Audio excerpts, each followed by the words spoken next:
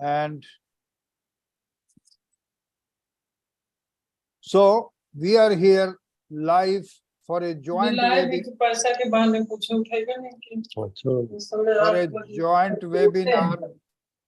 There is some sound. So this is a joint webinar. Is it visible? No?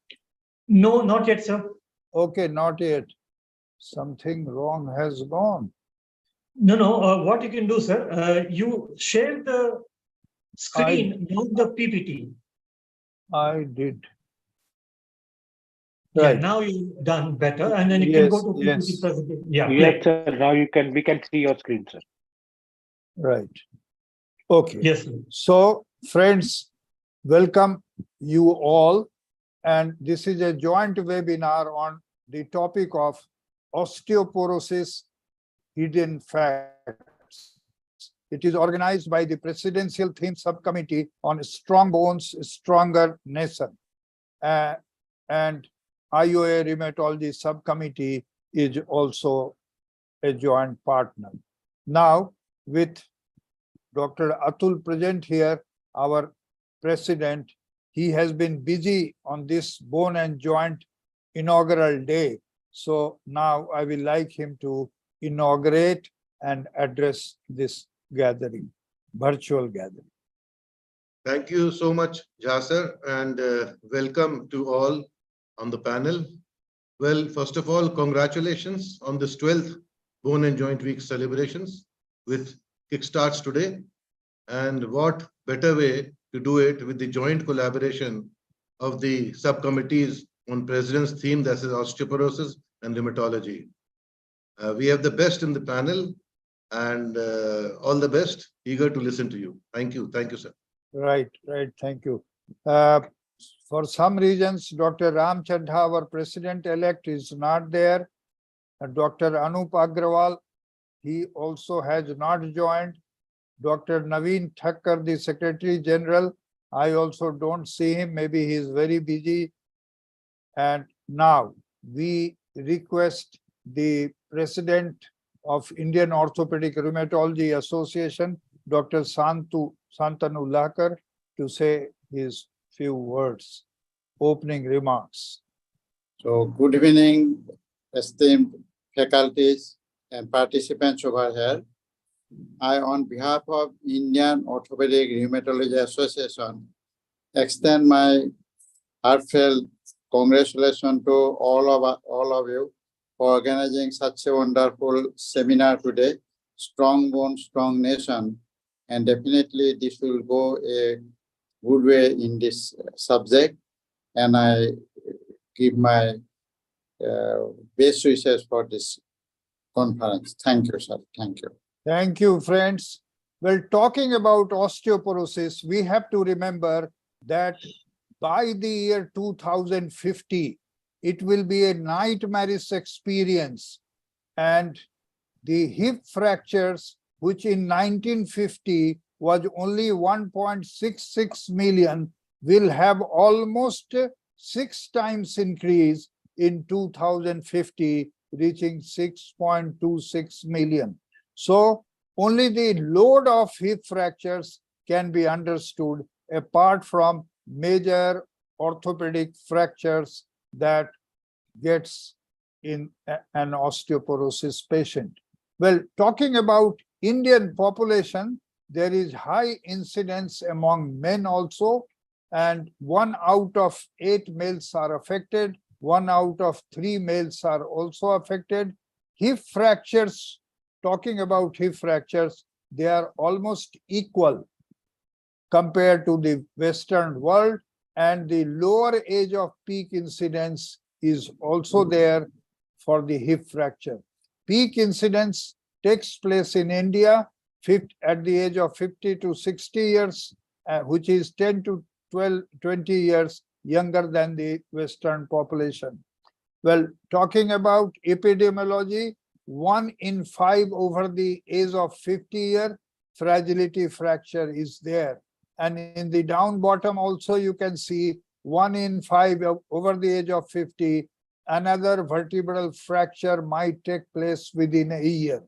Women, 1/3 aged 60 to 70 are there, and 2/3 aged 80 or older, they get it. 30% patients have more than 50 years, one or more vertebral fractures are there. And with a vertebral fracture, there is 5-fold increased risk of a new vertebral fracture or 2-fold increased risk of a hip fracture. Well, whenever we are talking about osteoporosis, most of the times fragility fracture is the outcome, and the diagnosis is there only when fragility fracture is there. The reason is, in 2/3 of the patients, pain may not be there. They are asymptomatic. There could be a loss of height by up to 2 inches or more than 2 inches, and then it becomes almost diagnosis. Each one of us are aware that the kyphosis in osteoporosis is also known as Doeger's hump.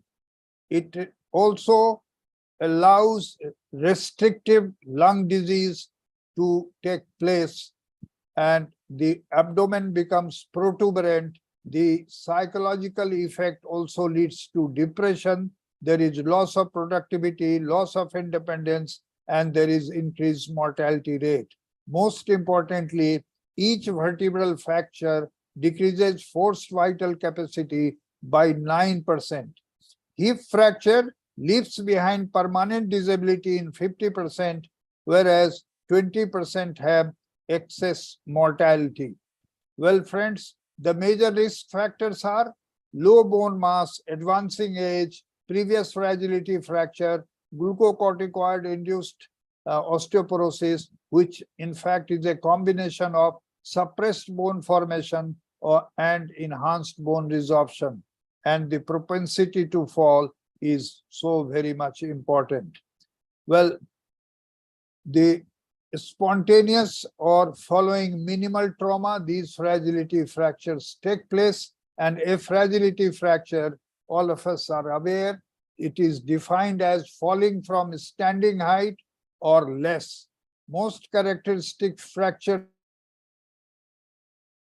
are vertebral fractures. 2/3 are, of course, not clinically diagnosed. Hips, humerus, or distal radius are routinely fractured, but other type of fractures can also take place. The contributory factors are low BMD, like 2-fold increased risk for every 1 standard deviation in T-score. As far as age is concerned, 2-fold increased risk for every decade of age more than 60 years. Previous fragility fracture, the person has 5-fold increased risk of a future fracture. Frequent falls also is a factor, and glucocorticoid is a major contributing factor. There are certain pearls that I will like to enumerate. Older person is more likely to suffer a fracture than a younger person with exactly the same T-score. Now, this is true for glucocorticoid treated patients as well. Both age and glucocorticoid affect bone mass and bone architecture, putting patient at risk for fracture at a higher T-score. History of fragility fracture establishes a diagnosis of osteoporosis regardless of the BMD T-score. This is so very important. Men aged less than 50 years and not post premenopausal women, BMD has to be taken into consideration, not by T-score, but by Z-score. And if the Z-score is -2 or less than this at a lowest skeletal site, this is a patient of osteoporosis. Now, Frack's risk score, 10-year probability of getting a fracture if it is more than 3% for hip fracture and 20% for major osteoporotic fractures, which in short we say MOP. They are also useful for diagnosis of osteoporosis.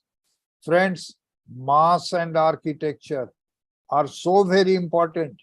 If the architecture is properly maintained, it can put in load of mass to a larger extent compared to a structure which does not have a proper architectural pattern. So osteoporosis is a skeletal disorder in which there is compromised bone strength.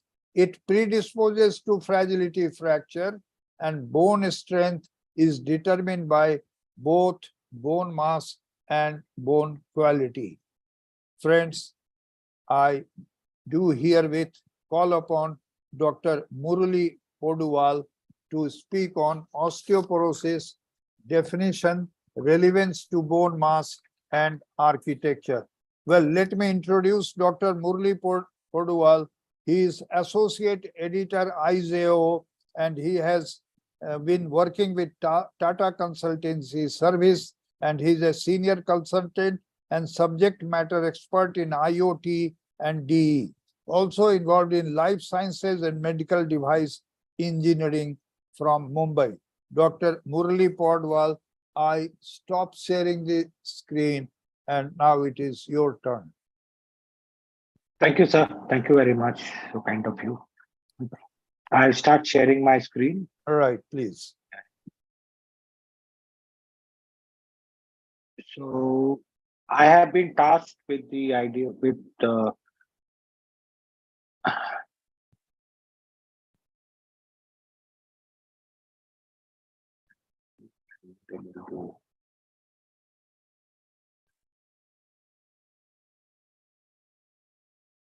You must be having a slideshow. yeah, there is a little problem with the slideshow. You just go to slideshow first, and then I will do it so that I am. No, your screen was visible. No, the one Okay, second. go ahead. The problem is that the Zoom toolbar is obstructing my slideshow. Okay. Just give me a second, please. The toolbar is obstructing my slideshow.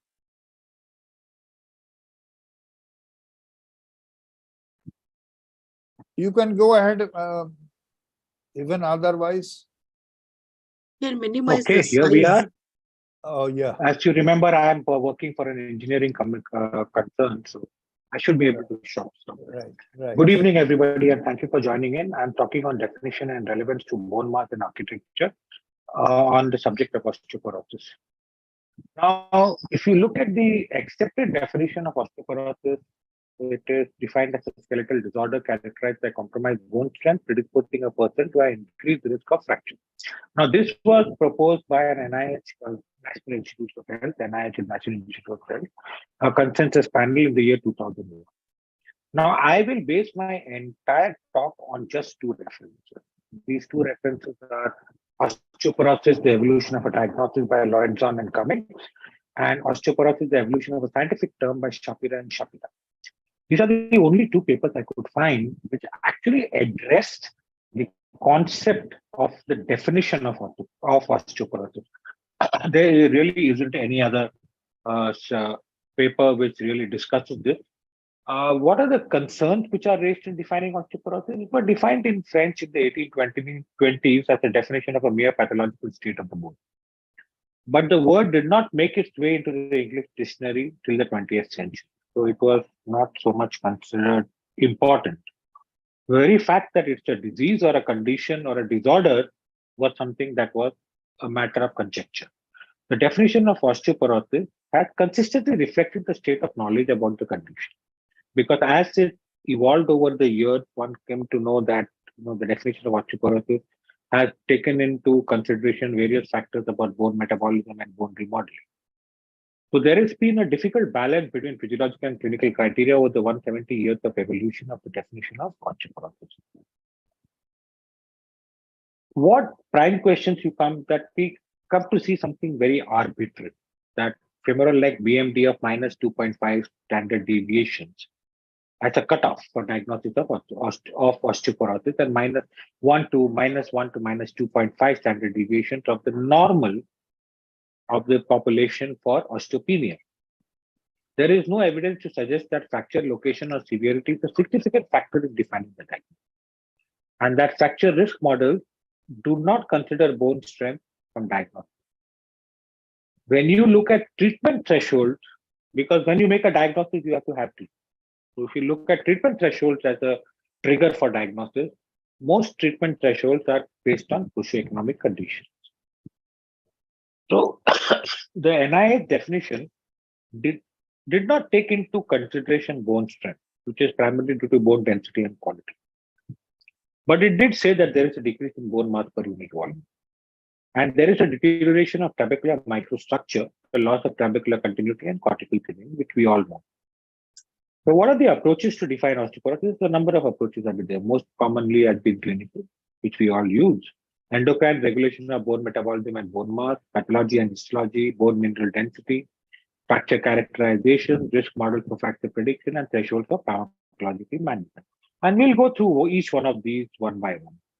But historically speaking, in 1822, Sir Ashton Paton Cooper observed an association between abnormal bones and fractures. It was much later in 1830 or 1840 that Jean Lobstein, he's got a much longer name, which I did not put here, French pathologist and surgeon, he was credited to the first use of the term osteoporosis, probably combining the word osteon with the root in the word osteitis, with porous literally meaning porous bone. So, but it was much later, even another year or two later, that in 1941, Fuller Albright reported vertical fractures in women with ovarian dysfunction. And he found that these were reversed by estrogen treatment. So that's when we started understanding the concept of postmenopausal osteoporosis. And over a period of time, vertebral fractures have become the hallmark of the disease. Again, historically speaking, mid-19th century onwards, a more rigorous definition was attempted away from the literal one, porous bones, the literal definition. Two major causes were mentioned. One is the absolute decrease in bone mass per unit volume, and the second was abnormal draining of minerals, which is calcium, of course. Therefore, there came to be three important characteristics with more refined methods of assessment. You need a general term for the disease, you need criteria for accuracy and standards to define the term. But surprisingly, it took quite a long time, till the mid-20th century, for the term disease to be applied to the definition. It was not just bone porosity, but a bone disease or a disorder or condition, despite the fact that the disease, disorder, or condition mean entirely different terms. There was a vagueness and ambiguity of these terms, leading to confusion in defining osteoporosis and osteomalacia. Now, today we have high precision tools, so we are able to contribute a little bit more to the definition of osteoporosis, whereas individual BMD variation would have been ideal in refining diagnostic criteria is practically difficult. So we have to depend on a population mean. Now, what about clinical investigation? What commonly we see generalized body pains and vague aches and vague symptoms which come across with osteoporosis, which may not contribute to the diagnosis of osteoporosis. More specifically, we have fragility fracture, thoracic kyphosis, including loss of weight and back pain, which can be distinguished by occiput to wall distance or the rib to pelvic distance, hip fracture, signs and symptoms of secondary osteoporosis. Riggs and Melton in the year 1983 divided osteoporosis more or less generally into type 1, which was postmenopausal, and the second was senile osteoporosis. But this was not very easy to justify in clinical studies. Then came the age of BMD. Cameron and Sorensen in 1963 came up with single photon densitometry. This advanced slowly till the 80s, when DEXA became more common. And in Geneva, with the Geneva Convention in 1992, a BMD of less than 2.5 standard deviations below the mean of a standard healthy population matched for gender and ethnic group are considered significant. And this was adopted in 1994 into the WHO definition, which kind of mirrored the same thing. And so bone mineral density became the gold standard. So osteopenia, defined as more than 1 and less than 2.5 negative below the mean for a young and healthy population. BMD below 2.5 standard deviations of the standard mean population, a young and healthy population, could be because considered as severe osteoporosis. And based on spine and hip BMD, the US National Osteoporotic Foundation found that it could be more or less correlated to the actual incidence of osteoporosis. But still, people felt that BMD at other sites, such as radius, should also be considered. The problems with bone mineral density, or BMD as we like to call it, is that there are confounding effects on the results because of surrounding soft tissue, aortic calcification, vertebral compression fractures. It also is not a very clear indication of bone microstructure or quality. It is believed to influence fracture risk. It's also a two-dimensional structure. True volumetric BMD on bone size or separate trabecular from cortical bone is not a clear advantage of doing DEXA. A large bone generally yields a higher BMD than a small bone, but the volumetric BMD would still be the same. Could we use the histopathology for defining osteoporosis? That is another question, because how do you use histopathology to get down to a diagnosis? You need to do a biopsy. That would be difficult, because the 1994 WHO definition is still BMD based and does not take into account bone microarchitecture or quality. So then we have to depend upon CTSS bone structure or finite element analysis to determine bone strength, which will give you an idea as to what is the actual strength of bone, what is the actual reduction of bone per unit volume.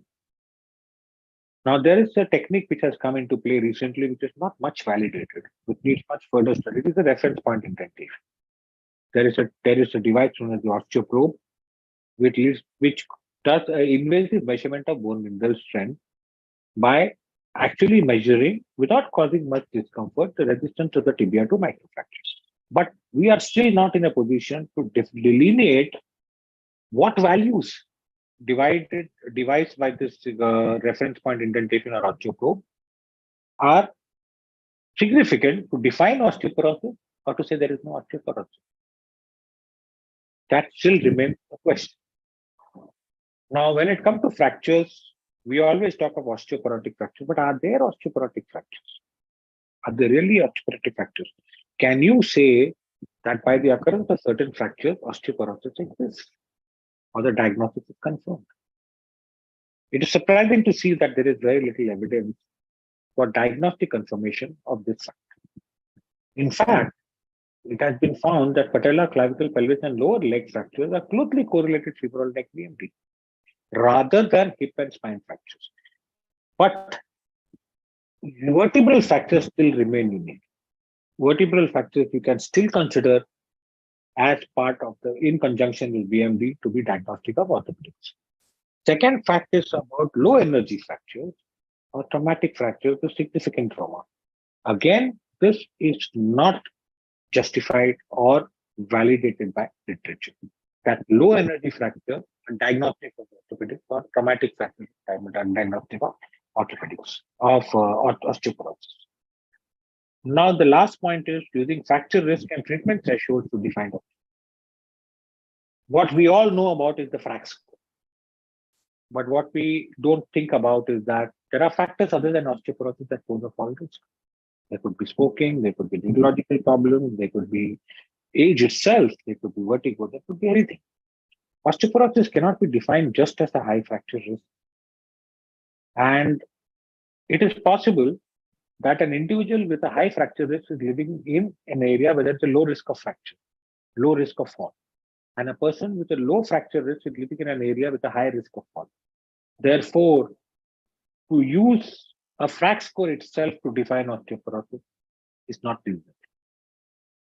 As with BMD, the relationship of risk fractures, risk scores, and fractures is continuous with no specific cutoff. We don't have a cutoff. Beyond this is osteoporosis. Below this is not osteoporosis. Below this is osteopenia. We don't have a cutoff. These scores do not permit. They only allow you to determine if fracture is going to occur or not, or what is the risk of fracture occurring. So you cannot use them as diagnostic criteria. Similar is the problem with treatment thresholds. Because if there's a diagnosis, there has to be a threshold, there has to be a treatment. Can you determined as starting of treatment as a diagnostic threshold for osteoporosis. There is no literature to support that. So we are back to the NIH consensus panel definition of 2001, which remains the most comprehensive diagnosis. And osteoporosis defined as a skeletal disorder characterized by compromised bone strength, predisposing a person to an increased risk of fracture. And this can be supported by the BMD findings. With this, I end my talk and I hand it back to Dr. Jha. Thank you, Dr. Murali. Okay, right. So I will now share the screen. You have deliberated very sincerely all the points hovering around the subject of osteoporosis. You have gone into the background of definition of so many years, and you have also discussed about how it is going to affect the management. Well, as orthopedic surgeons, we all of us are aware that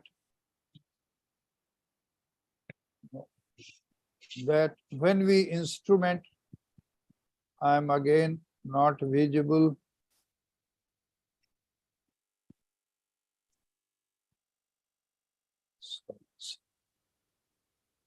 I think I've stopped sharing, sir. You should be able to share. Yes, something is wrong. No, Again. sir, I think you have to stop. So we have shared, Yes, sir. You share the screen, sir. That will work out. I think so.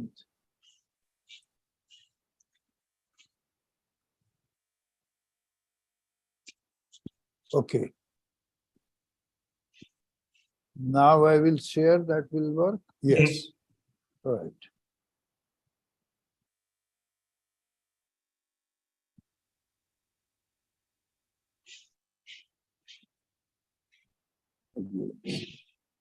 So now the screen is visible, right?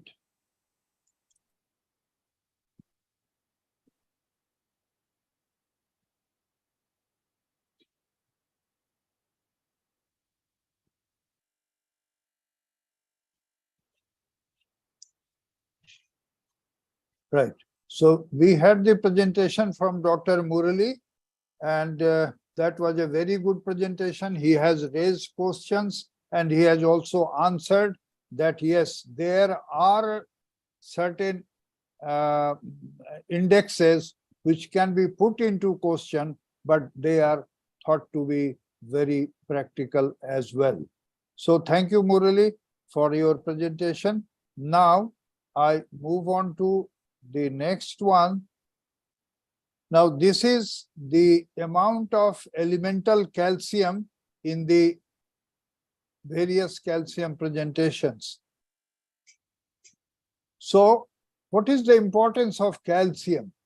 Apart from its role in bone formation and maintenance, and also in the health of the teeth, it is very important in blood clotting, then vascular and muscle contraction, nervous system functioning, cellular transportation, cellular signal transduction, even hormonal function and enzymatic activation. Well, main causes of calcium deficiency, all of us are aware that vitamin D has been highlighted more than anything else, but there are situations like magnesium deficiency or lactose intolerance or milk allergy, postmenopausal, all of us are aware, a poor diet and a impaired parathyroid hormone function, they are responsible.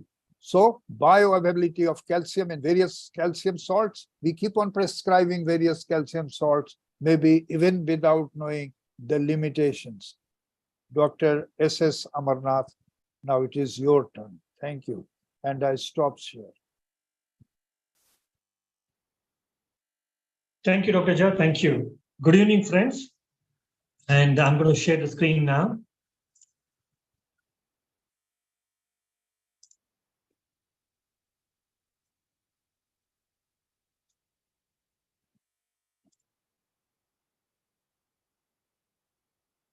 And I'm visible. and the screen is clear? Yes.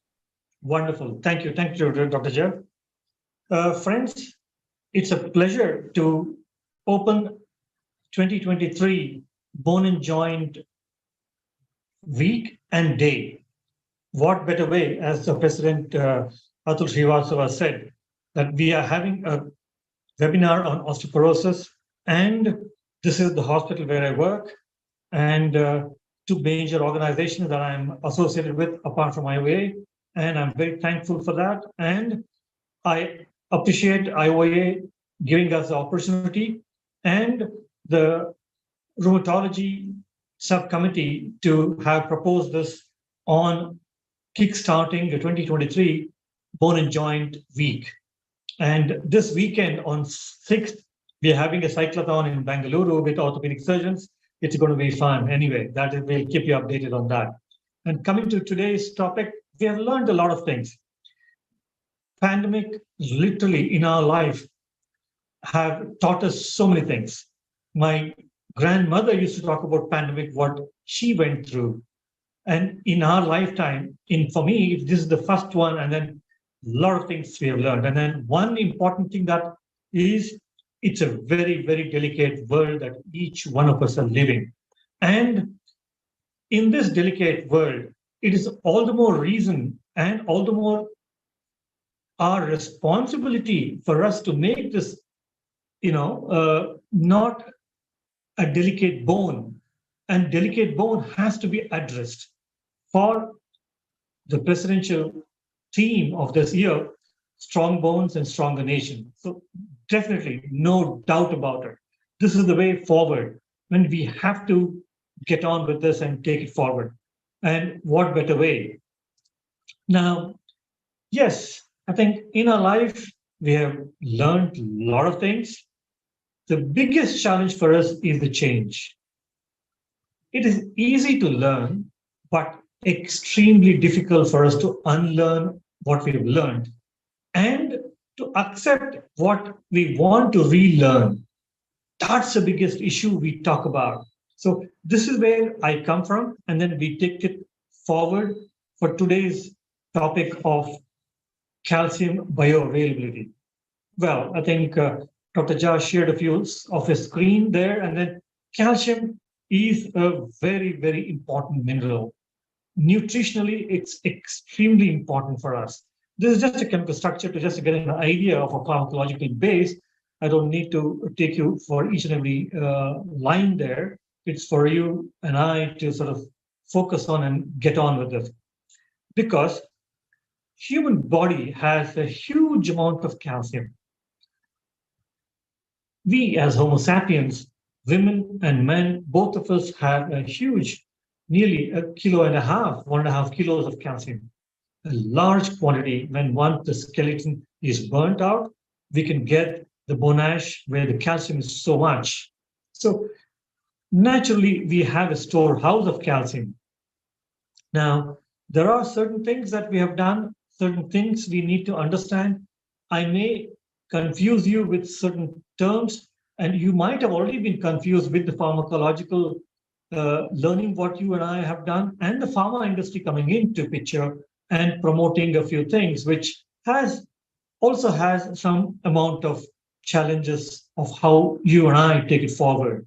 So this is where we have a lot of calcium sources. I'm just naming a few here. So literally, I think all of us know, and we use a few which are very, very prominent, and we know that is working.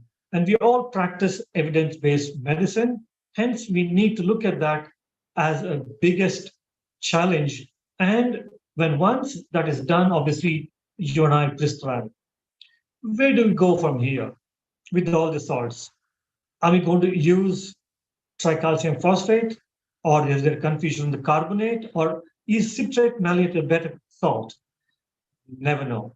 And as a postgraduate, as an undergraduate, for hypocalcemic tetany, we knew only that calcium injection what was given to in the past, and that was it. And they thought, oh, calcium is taken care of now, so they didn't have to worry about it. We have gone long way from now. We have come a long way, this is where we stand. Give you an understanding. Now, the chart is very busy. I couldn't alter it. Now, let us talk about calcium carbonate. It's one of the highest ones. 40% it is elemental calcium, and the bioavailability is pretty high there. I'll come to the point of bioavailability as well, and I'll talk to you more about it. But when I compare to the last one on the list, which is tricalcium phosphate, it has 38. But are we using it? No, because the availability of that in our system is a little challenging, moderate to low. So we don't have that salt in a big way prescribing that. So what is the next available? The nearest one that we all have accepted is citric malate. So that is about 21% of it's available. And a lot of challenges are there with our system. One, how much do we take? Two, is it the actual elemental calcium that is needed? Or is it the elemental what is needed? Is it absorbed? Because all of us in our journey, in our life, end up with some sort of an IBS, irritable bowel syndrome, and a lot of other dietary deficiencies because of our food fatty habits that we all pick up to please the tongue for the taste rather than the nutrition value of the food. And to tell you frankly, I think all of us here know and then vouch for it. As children, we have eaten beautiful, good, nutritious food, which has given a good, healthy lifestyle for our, forefathers, and the health in the 21st century has improved upon, and we are living longer. All the more reason that we need to have clarity on this particular subject. So that is where we stand. What is the next one, which is has a bigger elemental calcium? Calcium chloride. Are we going to use that salt? Yes, we have been using it in an IV format for a different reason, but not use it in terms of having it in a big way. But yes, in our diet, we have a lot of things. I'm just comparing a few here. The chart is even bigger than this. I'll not bore you, but definitely it's extremely important point that I need to make here so that we understand where we go from here. The most common salt that we all use is carbonate and citrate malate. Are the two very important molecules that we have in our system of practice. And what's happening? What is confusing here? I think every sentence or every letter or every line when we act upon or put upon is confusing and contradictory to a many extent. Why? Okay, we have a food, we have a diet, we have a supplement which has a beautiful calcium content in it. But is it enough? Are you looking at the content? And there is another challenge now. RDA, recommended daily allowance. Now, we talk about and we concentrate only on the tablets or the supplementation, what we take in the form of liquid or a gel or whatever. We forget the dietary component there. Next comes in, okay, I am taking, patient comes and tells us, I'm sure all of us have gone through in our practice, I'm taking 1,500, I'm taking mega calcium 2,000. Well, when you ask them, are you really taking? They say yes. But when you go into the depth of the challenges, you see the small print, the elemental calcium equivalent to 200 or even 250 milligrams of calcium. It's very misleading, even for the layman and for us as practicing doctors. Second comes the availability as well. Are we talking the elemental calcium as bioavailability, or is it the one that is going to be absorbed? There is an issue there. That needs to be understood. So that's where the whole challenge comes into picture.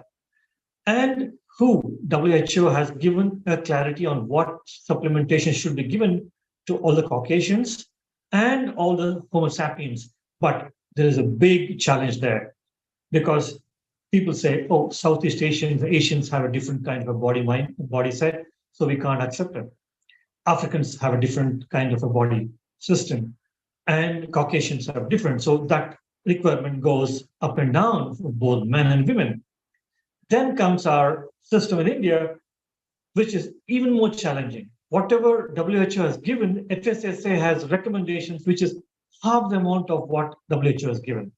We have been fighting with the government to increase that, but we are literally, probably, I think, banging our heads against the wall. Hopefully that will change, and it should for the better.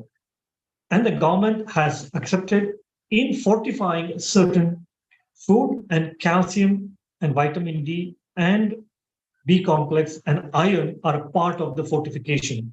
But that's a very transitory thing which is happening, but it will definitely be, big way coming in. So these are the things that we need to understand here.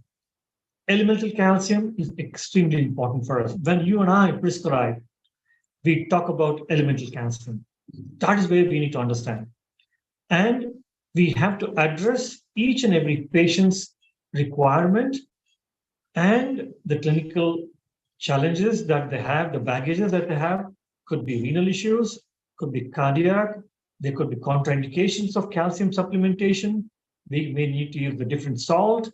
They may be on calcium channel blockers, a lot of things. I think Dr. Jha mentioned about a lot of activities, what the calcium does. I wouldn't want to touch upon each and every point there, but we have briefly understood that. And let us understand here.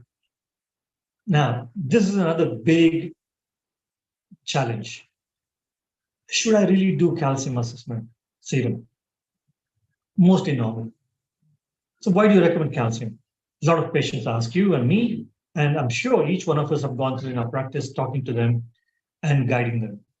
Now, body is a beautiful structure. For all the details what Dr. Jha has mentioned on the functions of the calcium, from head to toe, from the nerve conduction to every heartbeat, and for every pulsation in the bone marrow, calcium is required. Hence, body mechanism is so nice, it maintains the serum calcium extremely high level, or at least in the optimum level. Now comes the challenge. One example, simplifying this to understand everyone who is listening. And if I were to draw the money from the bank, which I have deposited and very much happy with all the interest, I keep drawing it, withdrawing it. But if I do not deposit the money, my bank account goes into zero and minus. That's exactly what is happening in our system. You and I are not focusing on depositing, but we are withdrawing it. Body takes it whether you want it or whether you don't want it. So that's where the whole challenge comes into. By the time in women, it's going to be early due to menopausal age, and in men, it's going to be little later, where we call andropausal, maybe 60 to 70 years plus. Calcium level and the bone mineral density gets to the maximum by boy and a girl hits 20-25 years of their life.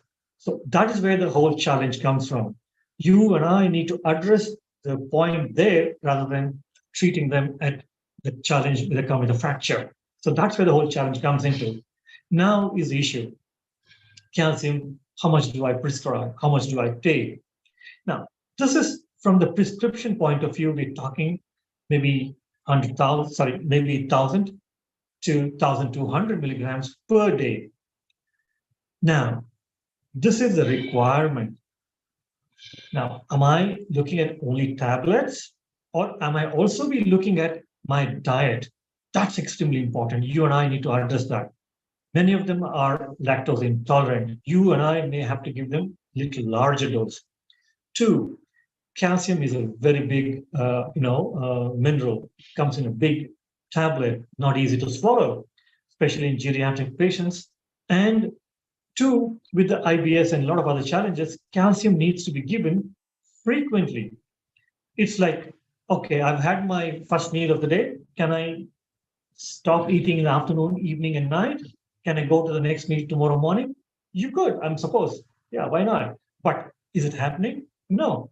You and I are filling the stomach, but are we putting the nutrition there? Very less, very minimum.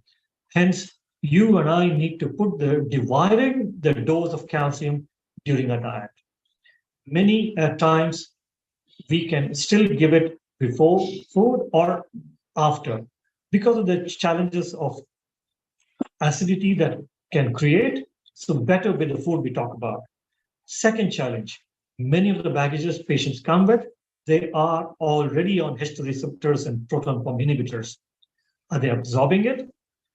Even though the bioavailability is there, is it the right quantity that they're taking? Is it the right quantity that the body is absorbing?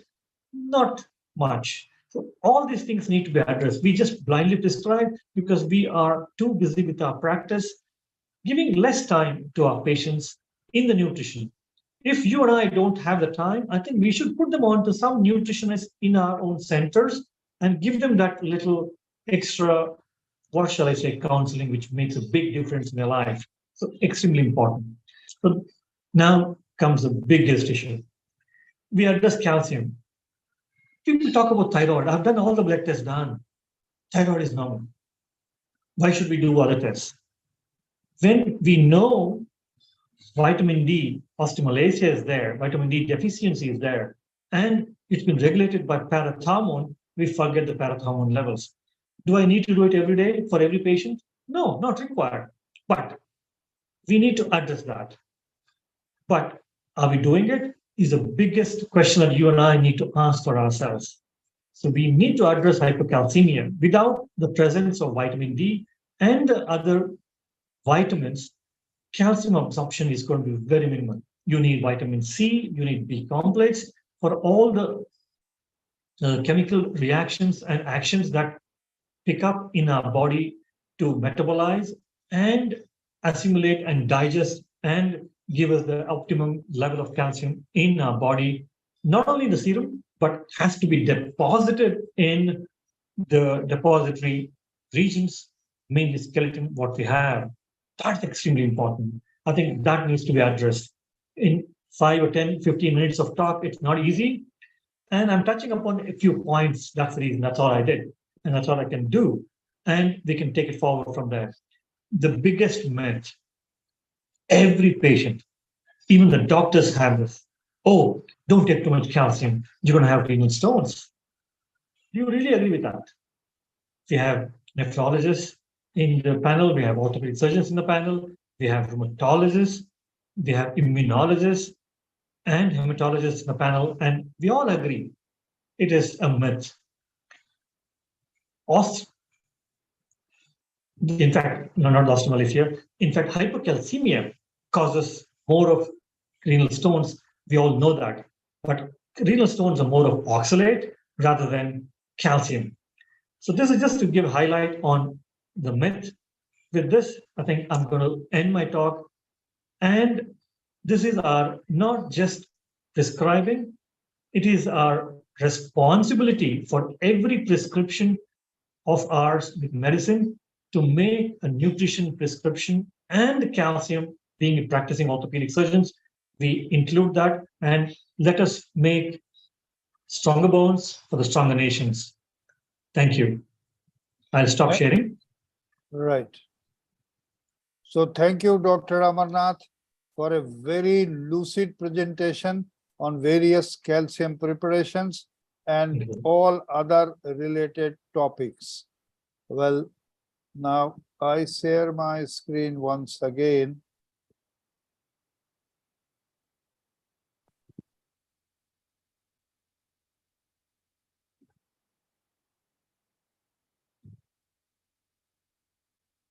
So you have very rightly shown the presence of elemental calcium in various preparations, and you have already highlighted that calcium carbonate is the highest one. Now, the calcium salts, their pH, their solubility, also as highlighted by Dr. Amarnath, has to be known.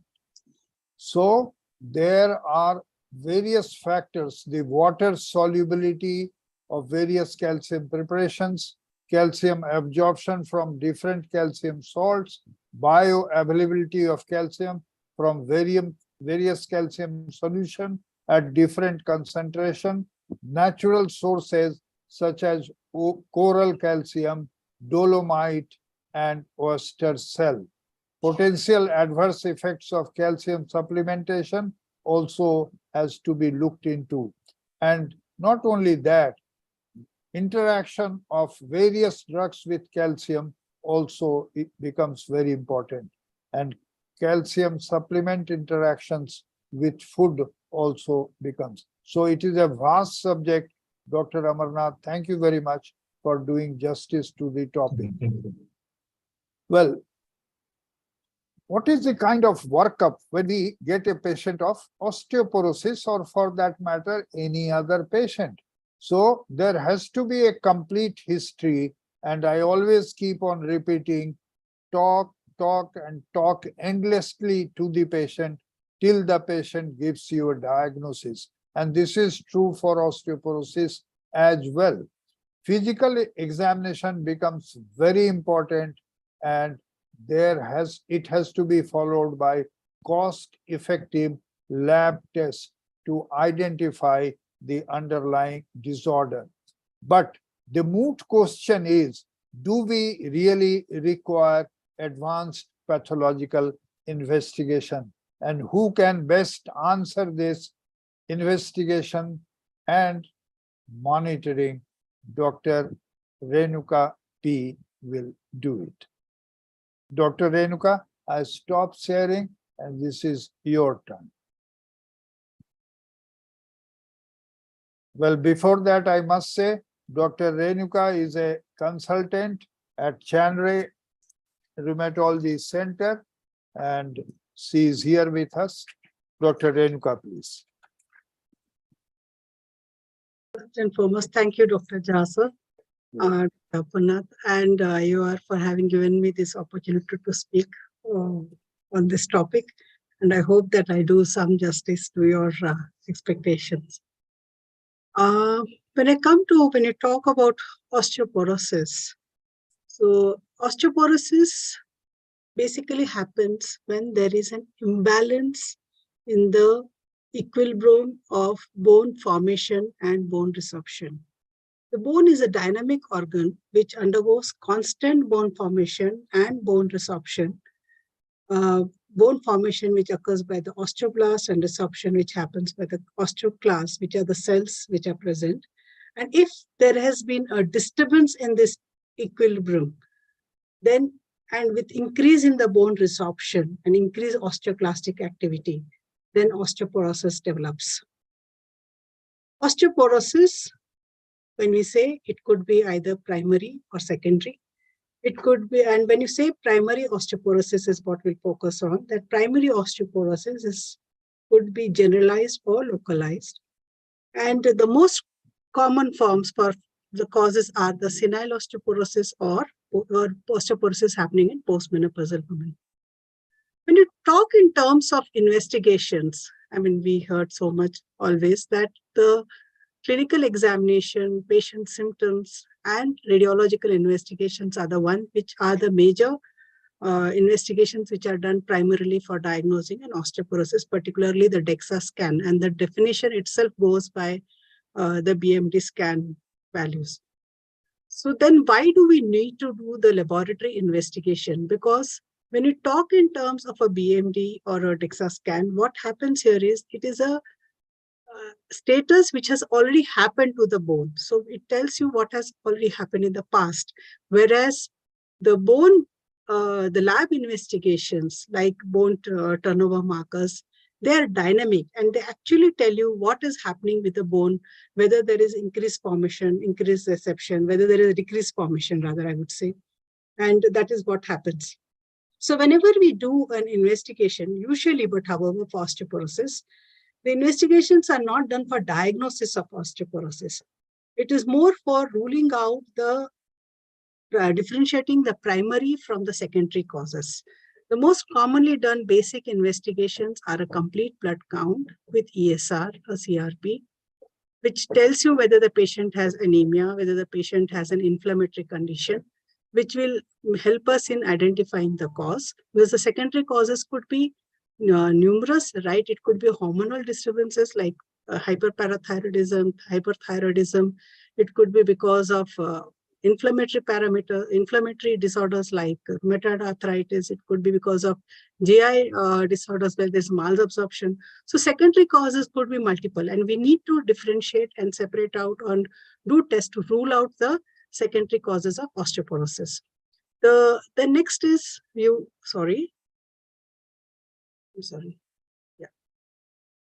The next is, of course, the serum calcium, which just now Dr. Amarnath spoke elaborately on. Serum calcium, and sometimes a 24-hour urinary calcium may be required, as well as serum phosphate, because bone, we know, is an organ which is composed mainly of collagen. It has mineral proteins, as well as like osteocalcin, and it has calcium in the form of calcium hydroxyapatite and bound phosphate, which is also present bound to the calcium, and also with cells like osteoblasts and osteoclasts and osteocytes. So this calcium becomes very important because it plays an important role in the metabolism of the bone. So it has to be tested, and serum phosphate also. The serum calcium metabolism is affected by PTH and vitamin D, as Dr. Amarnath has already said. Whenever there is a decreased calcium, the parathormone hormone is released by the parathyroid gland. It gets stimulated, causes absorption, increased calcium absorption on the large intestine, mobilization There of is the some calcium from the bone. with your, right. Is there a disturbance? 1 second, just hold on.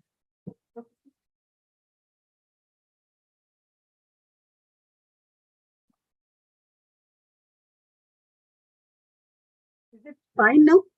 Right. Yeah. So basically, whenever there is a low calcium level, the parathormone causes mobilization of the calcium from the bone.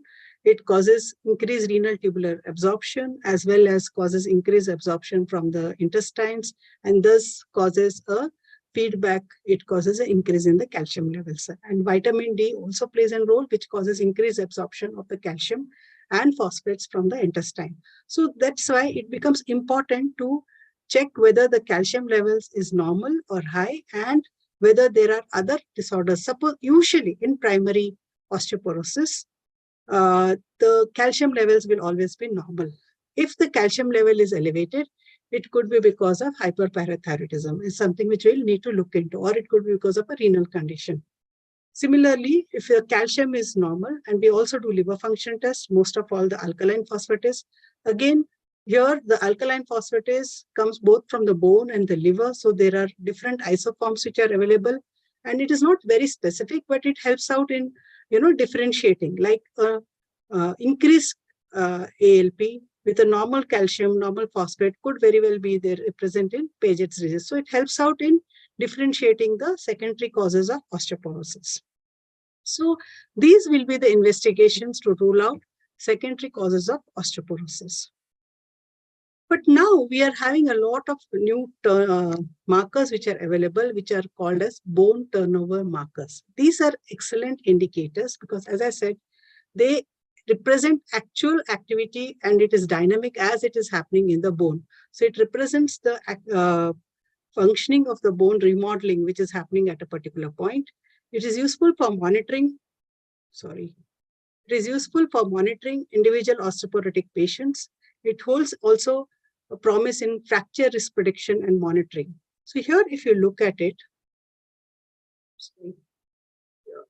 when you look at the bone remodeling, so the bone formation, this is in quiescence, this is in a perfect balance. When there is an imbalance, as I mentioned, you can have increased resorption causing osteoporosis. And the osteoblasts are the bone forming or the anabolic cells, and the osteoclasts are these are the osteoblasts, these are the bone forming cells, and these are the osteoclasts which are present on the cell surface, which are the giant cells.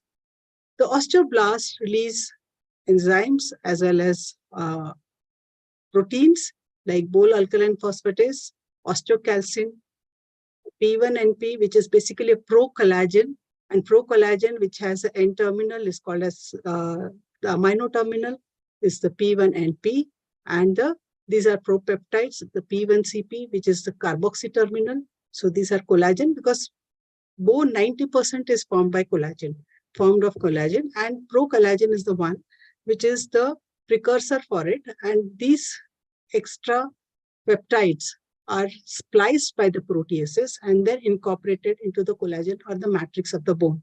So these are the ones which are the bone formation markers. That is the bone alkaline phosphatase, osteocalcin, P1NP, and P1CP.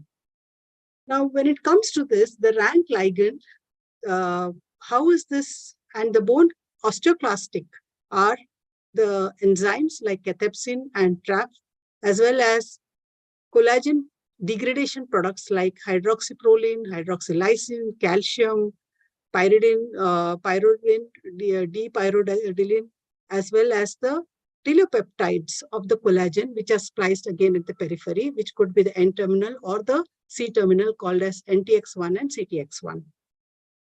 These bone formation and resorption is regulated by some of the regulators, and this is most common of which is the rank ligand pathway or by the WNT pathway. The rank ligand is secreted by the osteoblast, whereas the rank receptor is actually present in the osteoclast, and the balance of this, the rank ligand works on the osteoclast, activating it, causing the degradation of the bone. But there is another protein which is secreted by the osteoblast, that is the osteoprogerin, which is a decoy receptor and inhibits the rank ligand activity. So that is why, if you see, these regulators like rank ligand and osteoprogerin are also secreted by the osteoblast, as well as the osteocytes also in addition release sclerostin and the decoy protein 1, which is the DKK. So if you look at this entire process of formation as well as resorption and the regulators, there are markers which can now be analyzed in the serum or the urine, and which we are calling as the bone turnover markers. So the bone turnover markers are the bone formation markers which are secreted by the osteoblast, that is the serum bone specific alkaline phosphatase, serum osteocalcin, and the serum type 1 pro-collagen, which could be either at the C-terminal or N-terminal, called as C1NP or P1NP. These are the bone formation markers. And the bone resorption markers can be analyzed both in the urine as well as in the serum. The urinary ones are the urinary hydroxyproline, urinary total pyridinoline, as well as deoxypyridinoline, and the cross labs or the collagen cross-linked telepeptides of the collagen 1, which is the NTX1 and CTX1. Now, similarly, the same markers, particularly the CTX1, NTX1, can be measured in the serum, as well as the enzymes such as the tartrate-resistant acid alkaline phosphatase TRAP5 and bone sialoprotein. These are the bone resorption markers in serum. And then you have the regulator markers, which I have already discussed, that is the rank ligand, osteoprogerin, decoy-related protein, and sclerostin.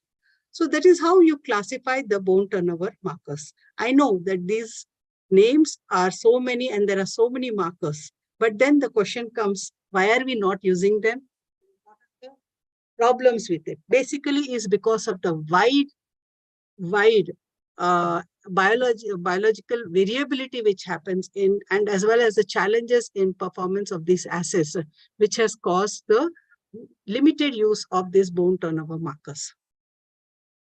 The osteocalcin and bone-specific alkaline phosphatase are some of the few bone formation markers. The osteocalcin is a very high specific marker for high bone turnover and has a low within person variation. But however, it's limited by its use because of the rapid degradation in the serum, diurnal variations, renal functions affected, as well as by the variable vitamin K levels will change the values of osteocalcin. So if it is not available in the serum by the time you test it. So that is the major challenge which you find with osteocalcin. The alkaline phosphatase, which we discussed earlier, was present in the liver, and you have a specific bone-specific alkaline phosphatase, which plays a crucial role in osteoid formation and primary mineralization. This enzyme is active at alkaline pH and is antigenically very distant from the liver form, as well as the placental alkaline phosphatase. The good part of this particular marker is that it is unaffected by the renal function and serves as a marker of bone turnover or bone formation in the management of osteoporosis patients with chronic renal failure.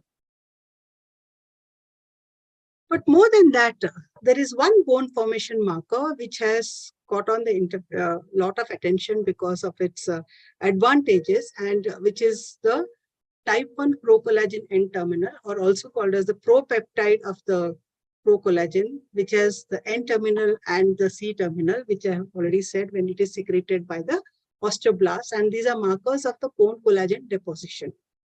These peptides are released into the plasma and can be measured easily by automated analyzers. And it has been recommended as the reference bone formation marker by the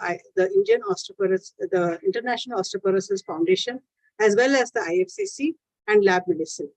Why is it preferred is because of its low inter-individual variability, smaller circadian variations, and it remains relatively stable in serum at room temperature.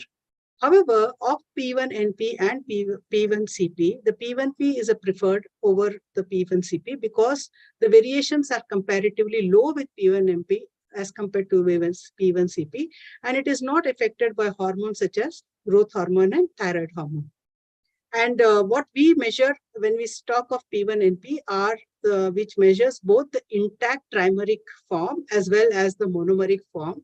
So it is a total P1P assay which we use usually, which is available in different equipments like Roche Alexis instruments. It has been reported that it correlates, very well. It has been found in studies that the values actually increase when the patients are given treatment with parathyroid hormones or alendronate therapy. And it is a very sensitive marker when you are monitoring the patients with patients on treatment. There are other resorption markers. So when we talk of bone formation marker, I will just reiterate over here, P1NP is the marker of choice because we have so many markers and it becomes sometimes very difficult to remember and understand, in a crowded, which one to choose. So the other markers are urinary hydroxyproline as well as urinary pyridinoline and dipyridinoline, which are the ones which are present, which can be detected in the urine. Urinary hydroxyproline is newly synthesized collagen. Actually, it's derived from the degradation of the newly synthesized collagen and found in other tissues also, as well as in dietary sources. And it's a very non-specific marker of bone turnover due to its low sensitivity and specificity. When it comes to PYD and EPT, that is, they can be tested very easily with ELISAs, but then still it is very cumbersome test requiring about 24-hour urine collection, or otherwise you can do it on a random sample, but with creatinine correction. So these being a little cumbersome, PYD and urea hydroxide, these have now not been used. Then when it comes to serum, you do also the bone siloprotein, which plays a role in the calcification of the tissues and as well as the mineralization of the new deposited bone. And they're recommended for detecting only, but the problem over here is not the entire siloprotein is being assessed. And when we do the immunoassay, we were able to detect only a fraction of the bioavailable BSP in the serum. Hence, its use is also very limited. Coming to the other marker, which is the tartrate-resistant alkaline phosphatase 5B, which is increased in patients with osteoporosis with a very high bone turnover, and it reflects increase in the number of osteoclasts.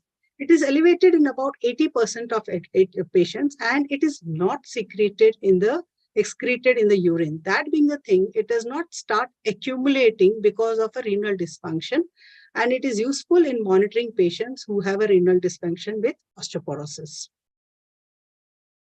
We already said that P1NP was a marker for bone formation, which was the preferred marker. The other marker for bone resorption, which is a preferred marker, is the collagen type 1 cross-linked. And this could be again at the telopeptide, could be at the amino terminal or as well as the carboxy terminal called as the NTX1 and CTX1, which are the markers of osteoclast activity. These are also referred as cross labs or beta cross labs, what we call them, because usually the one which we assess is the beta isomerized form, because they are actually available in two isomerized form, alpha and beta. And as the bone, as the ages, the beta CTX is the one which is the one aspartic acid gets converted and which is usually formed. Hence, it is recommended for anti-resorptive therapy in patients of osteoporosis. NTX is, which can be measured both in the serum and the urine again. But however, it gets affected by postprandial variability is much more compared to CTX. But when it comes to resorption markers, CTX1 has been recommended as a reference bone marker by IOF, IFCC, and lab medicine. And it is commonly used, considered to measure the degradation of the relatively older bone. So that is why it is a marker of choice. When so many markers are available, I mean, maybe you should all tell me that how are we not using it so much? And the usage is so limited. Of course, cost is also high. Why are these so many challenges there? Is also because there are other problems which happen because of the various factors which affect the measurement of this bone turnover markers, formation markers, be it or resorption markers. So there is a wide circadian variation which is noted with this. Concentration of BTM markers are known to be higher at night and lower in afternoon, particularly markers like resorption markers like CTX. So that is why it is ideal to take a fasting sample in the morning between 7 to 10 a.m. So is ideal for testing the BTMs. It can be overcome. So these are all modifiable factors which I am speaking on. Now, food is intake can affect. So that is why, as I said, fasting is a preferred sample. Seasonal variations can be there. It is showing higher levels in winter and about 20 to 30% increase if you take in the same individual compared to in summer.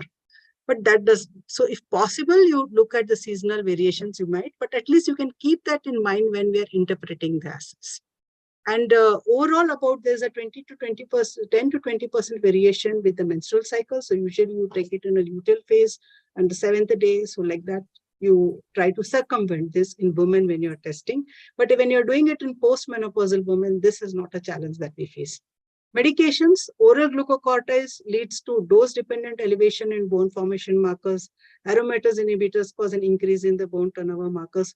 So we have to look into the history when we are interpreting these tests and avoid intense exercise before you do these markers because exercise can increase the BTMs. So that being the thing, it is ideal to take a fasting sample between 7 to 10 a.m., preferably in the same season. If not possible, at least take that into consideration, as well as to take the drug history so that it is not affected and patient should not have done too much of exercise before he gives a blood sample. If we are doing any of the urinary tests like NTX1, in that case, we should take ideally a 24-hour urinary sample, or if it's a random sample, we should also collect for creatinine. The other factors can also be there, like age. In women, as we know, where menopause and estrogen therapy influence menopause, there is an increase in the BTM levels. It has been noted, there's not much of a variation with ethnicity, but if a patient has had a fracture already, then there will be an increased BTM level. Chronic renal failure will have high BTM levels. Hyperparathyroidism, as I said, one of the secondary causes, very common ones. Immobility itself can cause an increase in the resorption markers and decrease in the formation markers. So there are other factors when we are taking a history, all this need to be looked into. But most of all, if you take an idea, besides these problems, there could also be problems of which equipment you are doing, how we are doing the testing, whether it's ELISA, whether it's a sensitive marker, what is the shelf life of the sample, in the half-life of the marker in the serum. So that is why currently there are two markers which are the markers of choice. One is for bone formation marker, which is P1NP, and for bone resorption marker, which is a CTX, beta cross labs. However, we have to keep in mind that if there is a patient who is having chronic renal failure, then you might have to choose other markers like TRAP5 for resorption and P1NP still does not get much affected. We can still use it. Now, why is it that? So that is why it is mainly useful, but as I said, not just useful in diagnosis, but more for patients. In an individual patient, it is helpful in monitoring patients on therapy for osteoporosis. It shows a rapid response to the treatment. It is useful for monitoring the treatment outcomes, and treatment with anti-resorptives cause a rapid reduction of markers of bone resorption, and with anabolic agents, you see an increase, a rapid elevation in the bone formation markers. When it comes to the anti-resorptive therapy like bisphosphonate, at that time we see it acts by inhibiting the osteoclast, increasing the bone BMD, and of course lowering the risk of fractures. So it is recommended that we should do, when you do the patient is on bisphosphonate, you will realize that there is a rapid reduction in the resorption markers. So you do a testing at the beginning before you initiate the therapy. You take a baseline values, monitor it after 3 months, and see if there is a change in the bone turnover markers, particularly the resorption markers. So whether there is a decrease in the CTX value, and how do you say it is decrease? It should not be a minimal decrease.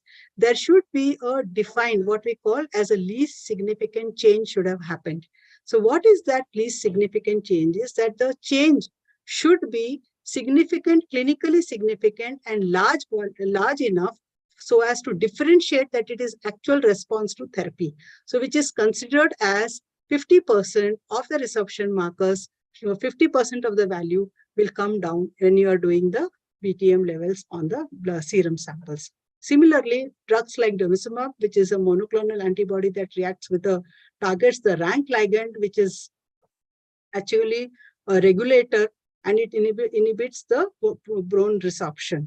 So here again, we will see that there is a rapid decrease of the bone resorption marker CTX1 within a few days. But however, that there could also be a P1NP and the alkaline phosphatase, which are formation markers, can also reduce with anti-resorptive therapy.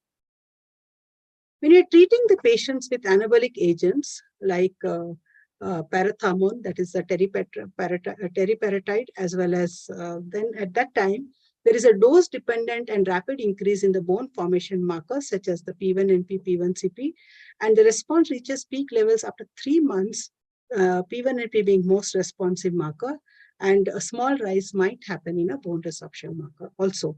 But the increase in P1NP is so high that even that little bit of resorption marker does not affect. There is another drug which is there, not available probably over here, is the romosozumab, which binds to sclerostin, which is a regulator protein, and osteocyte-derived, which is an inhibitor of the osteoplastic activity.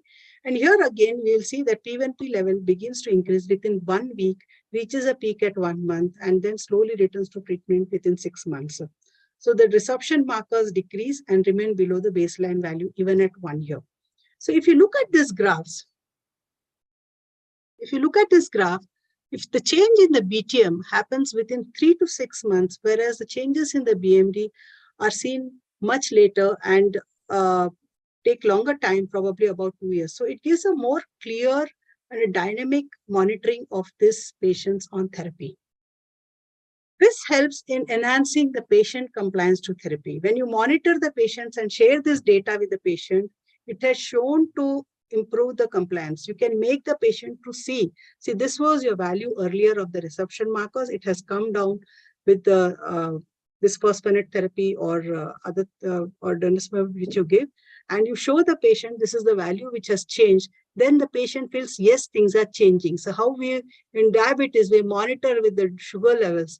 It helps to the patient to understand, and compliance is better.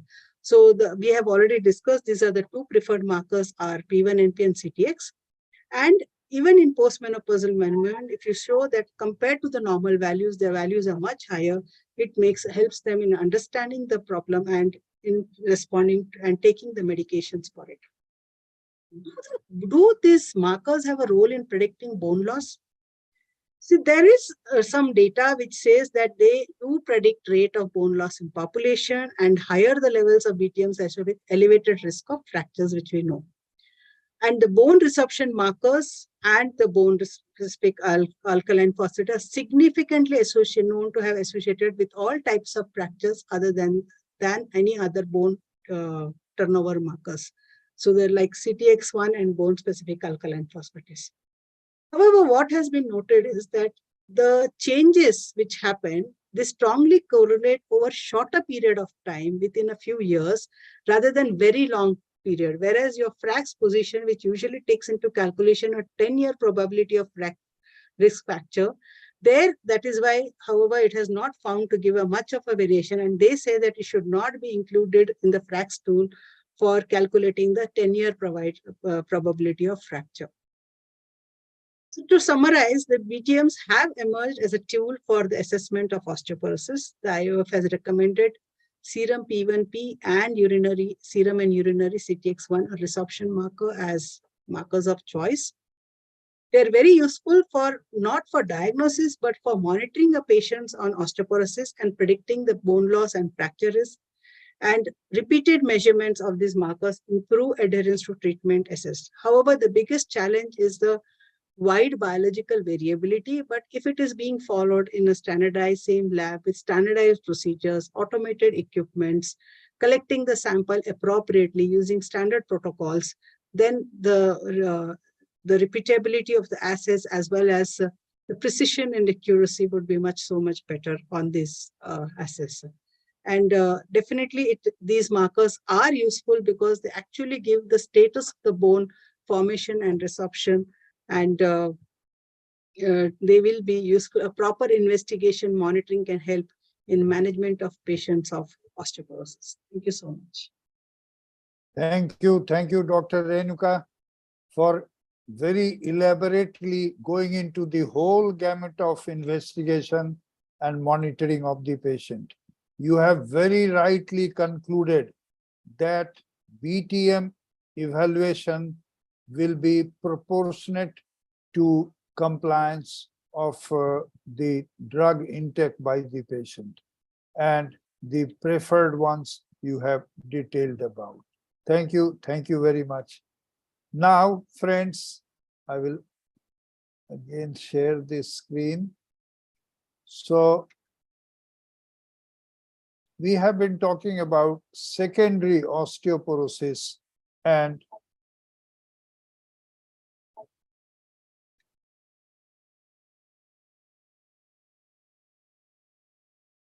there are situations where, like diabetes, even obesity, glucocorticoid-induced osteoporosis, but rheumatology patients, they also run supreme when we talk about associated osteoporosis.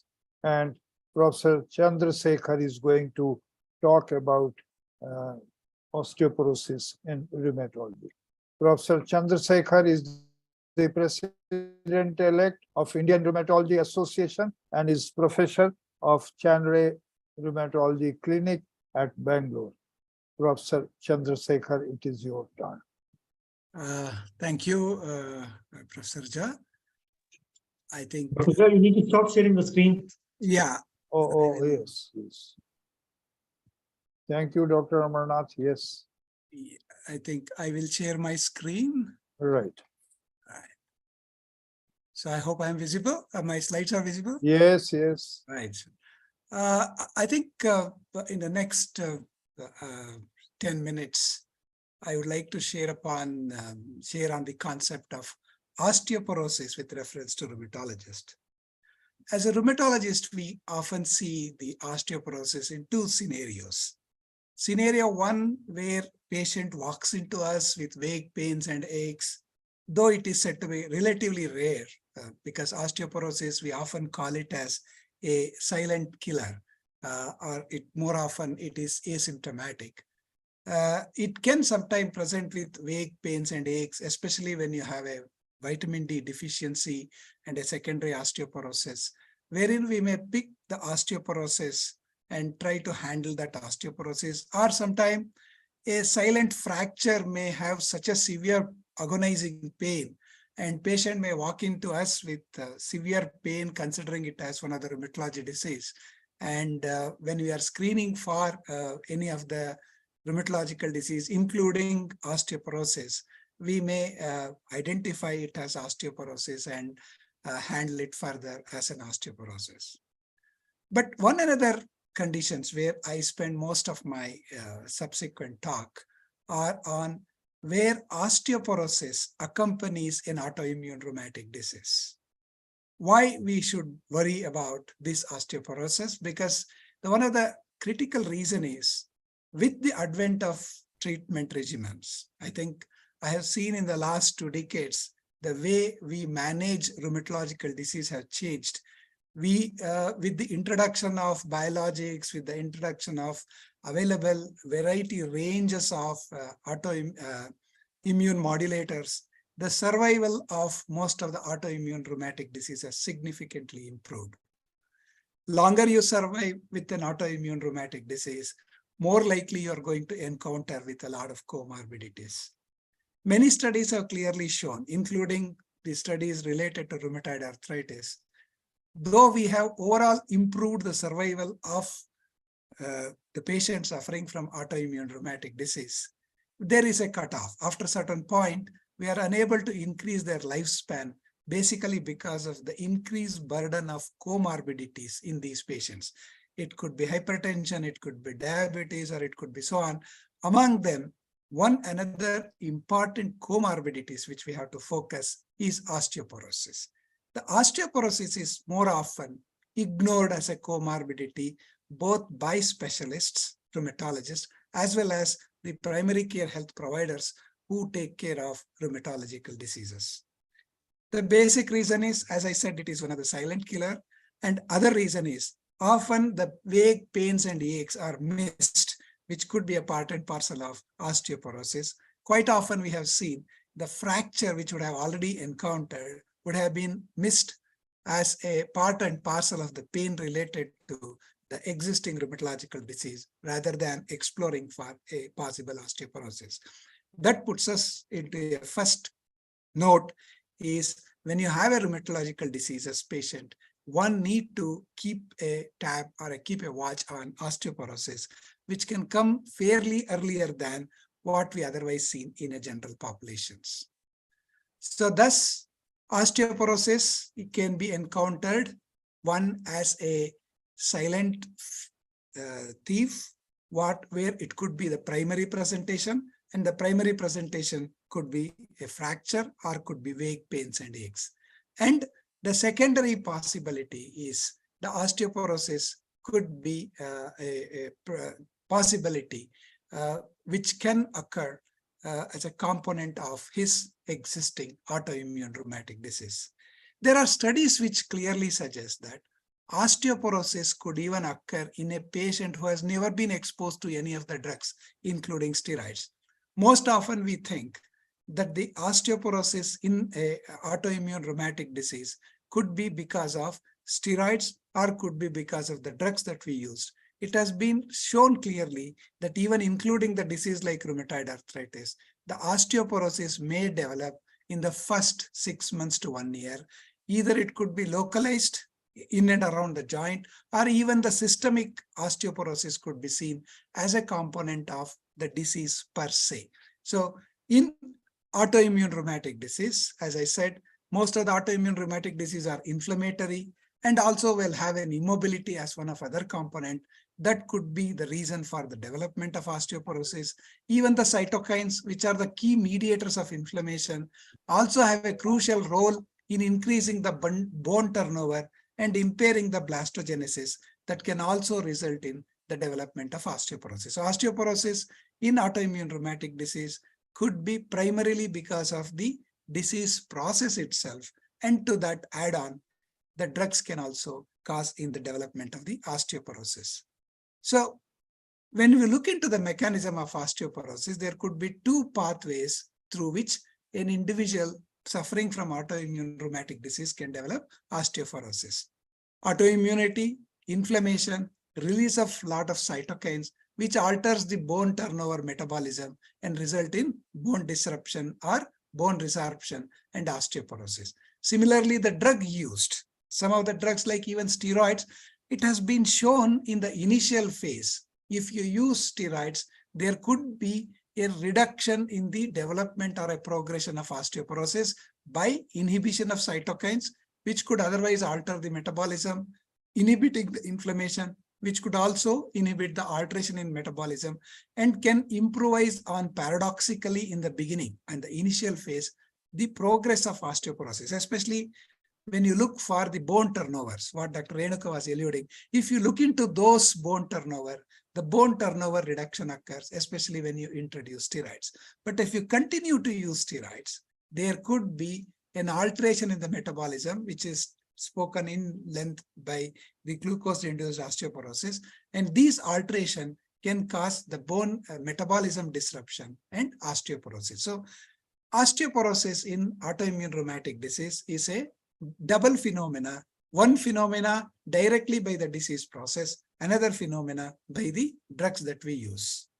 So osteoporosis is common in autoimmune rheumatic disease. I just dwell upon few of the common autoimmune rheumatic disease like rheumatoid spondyloarthropathy. What is its incidence, prevalence, and what are the care that one has to take care with reference to that. When you come to rheumatoid arthritis, with increase in life expectancy, we are now also focusing on the quality of life of the affected subjects. Osteoporosis has become one of the most common comorbidity that remains inadequately diagnosed and inadequately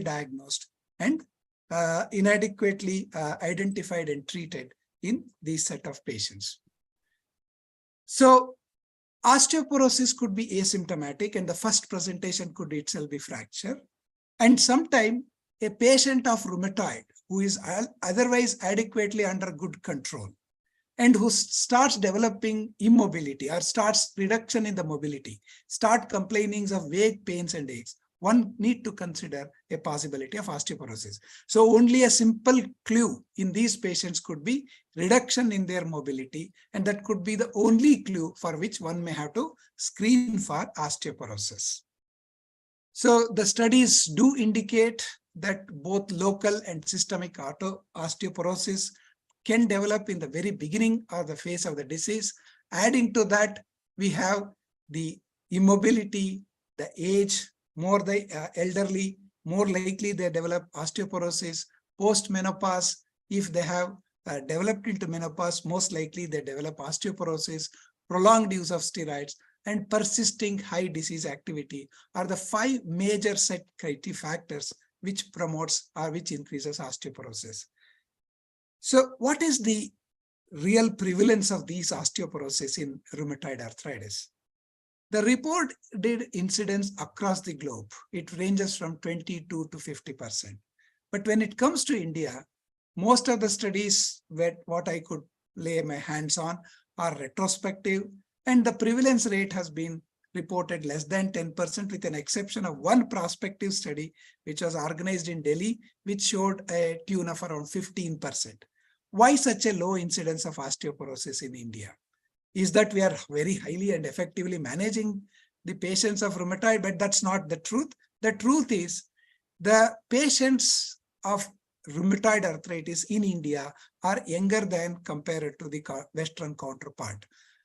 IORA database, the database which we have reported from Karnataka, and as well as most of you might have seen, the patients whom you see with rheumatoid arthritis are a age range between 30 to 55 years, in contrast to a mean age which is reported from Western country, which almost comes to around 50 to 52 years.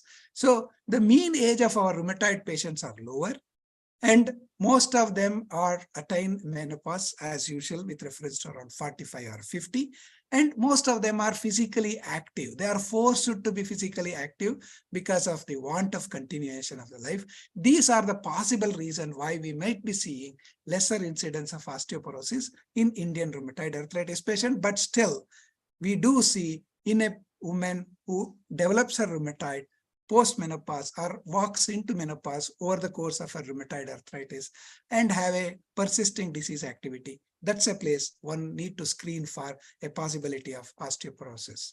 Then comes the next commonest, that what we see as spondyloarthropathy, including ankylosing spondylitis. Most of these patients are young. And of course, the biggest difference between rheumatoid arthritis and spondyloarthropathy when it comes to the pathophysiology is in spondyloarthropathy, it is the new bone formation, which is the typical, because you find list spondylitis, you find the new bone formation. Even if you see psoriasis, the ligament gets calcified. You have syndesmophytes, which are nothing but the new bone formation. When it's a new bone formation, do we expect an osteoporosis? That's a question that always be there. And the steroids used in the spondyloarthropathy is relatively less. Basic reason is they are usually not steroid responsive. The only area where we use steroids in patients with ankylosing spondylitis or spondyloarthropathy is whenever they develop iridocyclitis. Otherwise, use of steroids are not common when it comes to spondyloarthropathy. So that being the case, do we really see osteoporosis? So literature certainly indicates the osteoporosis and pathological fracture is one of the commonest comorbidity that you see in spondyloarthropathy. So the incidence has been reported anywhere between 5% to 20%. But one of the major problem in this reporting, or when you are evaluating the patients of spondyloarthropathy, especially ankylosing spondylitis, is because of the development of syndesmophytes, because of the calcification of the ligaments. When you use an AP measurement of DEXA, the patients may have a higher measured bone density rather than what it is actually is. So that's why we need to rely upon the lateral measure of the bone density. What we say is most of the time, if you see the measurement that we do in the DEXA scan are AP measures, but we have to ask for a lateral measure. When you take for a lateral measure, negating the ligaments which are calcified or the anterior place syndesmophytes, one may figure out or identify a lower T-score or a Z-score. Similarly, if you use high-resolution peripheral quantitative computerized tomography or trabecular bone score, you may reasonably identify the patients with angst and other related spondyloarthropathy to having suffering from osteoporosis. So the reason of underreporting in the literature also could be because the way we measure the osteoporosis, either using DEXA or other methods with reference to osteoporosis. So, and also there are enough studies which shows that using bisphosphonate, including IV pamindronate, which also has been shown to improve to some extent BASDAI score and BASMI score, probably could improve it by, one is by reducing the disease activity, so also by improving the bone density. So there are the critical role the bisphosphonate has been shown with reference to the role they play in improvising the scores related to the disease activity in spondyloarthropathies. So the low BMD is often observed. It has been reported if you use the best score between 51 to 54%, and but there is decreasing BMD in 13 to 16% of having osteoporosis. But of course, we don't have a specific guidelines when it comes to spondyloarthropathy, though we have a guidelines when to screen, whom to screen, and when to intervene with reference to osteoporosis in rheumatoid arthritis.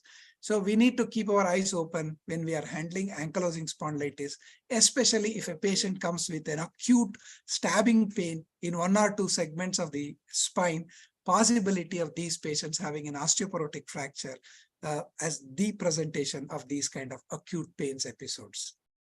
So when it comes to the disease like systemic lupus erythematosus, once again, these are younger patients.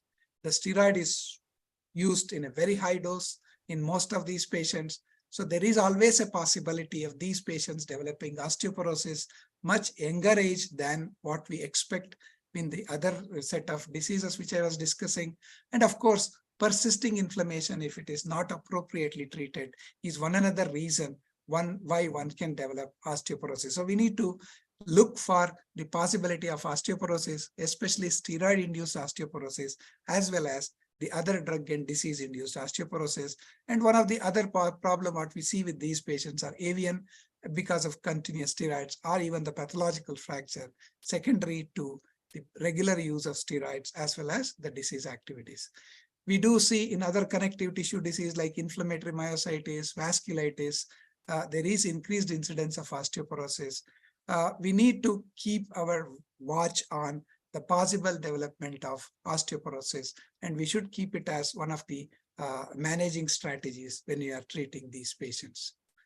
So prevention is the best strategy. Control all the risk factors, as I said, which are modifiable risk factors like use of steroids, keeping the disease as active, as less active as possible, promoting the patients to be mobile and active.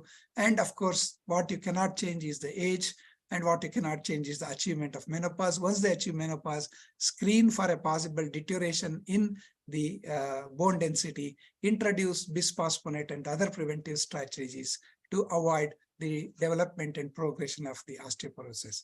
This can be used by using calcium and vitamin D supplement, bisphosphonate, especially when the disease is quite active. Biologics, especially denosumab, RANKL inhibitors are one of the best suitable drugs in these set of patients because inflammation is the basic reason for the development of osteoporosis, which makes way through RANKL ligands. Using those denosumab would be one of the good strategies in managing the osteoporosis secondary to the disease activity. And of course, at length, steroid-induced osteoporosis management, which is of a different ball game, which will be discussed in details. So in conclusions, osteoporosis could be a accompaniment of other, most of the autoimmune rheumatic disease. It could potentially increase the associated morbidity and mortality. These complications, thus osteoporosis, can further impact the quality of life and overall well-being of the patients. Therefore, it is essential for us to prioritize for a comprehensive evaluations and management of osteoporosis in this set of populations. Thank you very much for patience. Thank you, Professor Chandrashekhara, for detailing the existence of osteoporosis in all the rheumatic diseases. And you discussed about the two forms in which it is available. You have, to an orthopedic gathering, you have also discussed about the dilemma in spondyloarthropathy when BMD can be detected not in an AP, rather also it must be looked into the lateral view. And any painful situation in the spine, certainly look for whether the patient has a pathological fragility fracture. And this is too incapacitating if one has worse. Thank you very much. Now,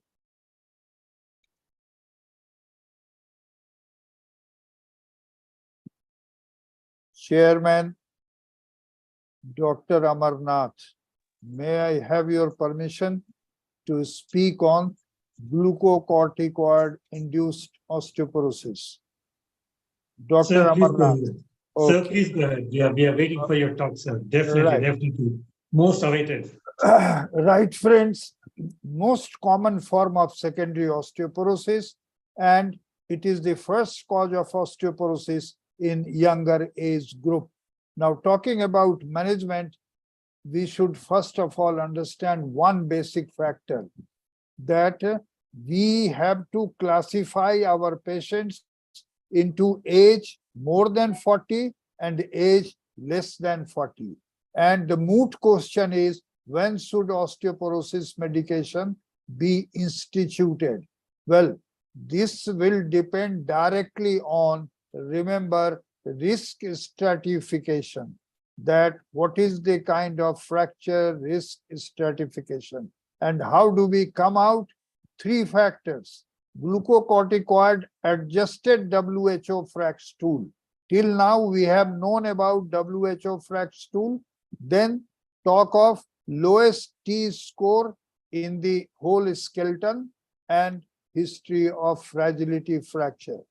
Now, let's know that this is BMD, and as I have earlier said, that in premenopausal age of women and men below 50 years, it is not the T-score, it is the Z-score, where the value has to be -2 or lower at lowest skeletal site. So this becomes important in lesser age group. This is the FRAX score. Now, risk stratification, how do we get it adjusted as WHO has recommended? So glucocorticoid adjusted WHO FRAX tool. Now, risk stratification in a drug-naive patients aged more than 40 years with osteopenia on BMD and without fragility fracture. Now, what is the formula? In a patient more than 40 years or above, the fracture risk calculation is as follows. Now, if the patient is supposed to be on 7.5 milligram per day or more, the calculated WHO FRAX risk will have to be multiplied by, this is a fixed one, 1.15 glucocorticoid adjusted value for major osteoporotic fractures for 10-year fracture risk. And this same figure becomes 1.2 for hip 10-year fracture risk. So 1.5 for MOP and 1.2 for hip. Now, low fracture risk are patients who have less than 10% major osteoporotic fracture and 1% hip fracture prediction. Now, what are medium fracture risk? It will be 10 to 19%. Mind you, if it is 20%, then it is established osteoporosis. Or for hip, it is 1 to 3. If it is 3%, established osteoporosis or high dose prednisone exposure, which is equivalent to 30 milligram per day, and total dose should be more than 5 gram in last year. Now, what is high fracture risk? This is 20% or more MOP or 3% or more hip fracture prediction. Now, if T-score is lesser than -2.5 at any site in postmenopausal women or men aged more than 50 years and there is a history of previous fragility fracture. Now, glucocorticoid therapy in more than 40 years, what should be the effective medication? Friends, the management of osteoporosis in all age group will have bisphosphonates, denosumab, and teriparatide. Now, there is significant improvement in BMD and reduction of fracture if these drugs are used. Now, how do we go about it? Low-risk patient, age more than 40 to 50 years, either starting or currently on glucocorticoid with anticipated duration of therapy of 3 or more months. If there is more than 4% loss of BMD in past year and the T-score is less than 1.5, expected to be on prednisone 5 to 7.5 or more milligram per day for 3 months, then we have to prescribe preferably oral bisphosphonate, alendronate or risodronate. But if the patient is intolerant to oral bisphosphonate, IV zoledronic acid and denosumab is the treatment of choice.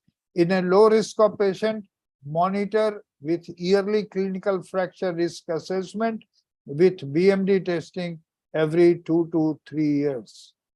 Now, what is the recommendation in medium risk scenario?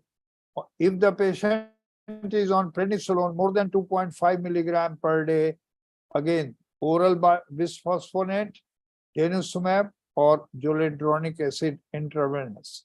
Now, in high risk scenario, on prednisone more than 2.5 milligram per day, oral bisphosphonate, denosumab will be more effective than oral bisphosphonate, and zoledronic acid IV or teriparatide in lowest T score can be recommended, less than 2.5, and history of fragility fracture. So if the patients are into another group of lesser than 40 years, what are the various factors guiding treatment? The risk stratification here depends on 4 factors.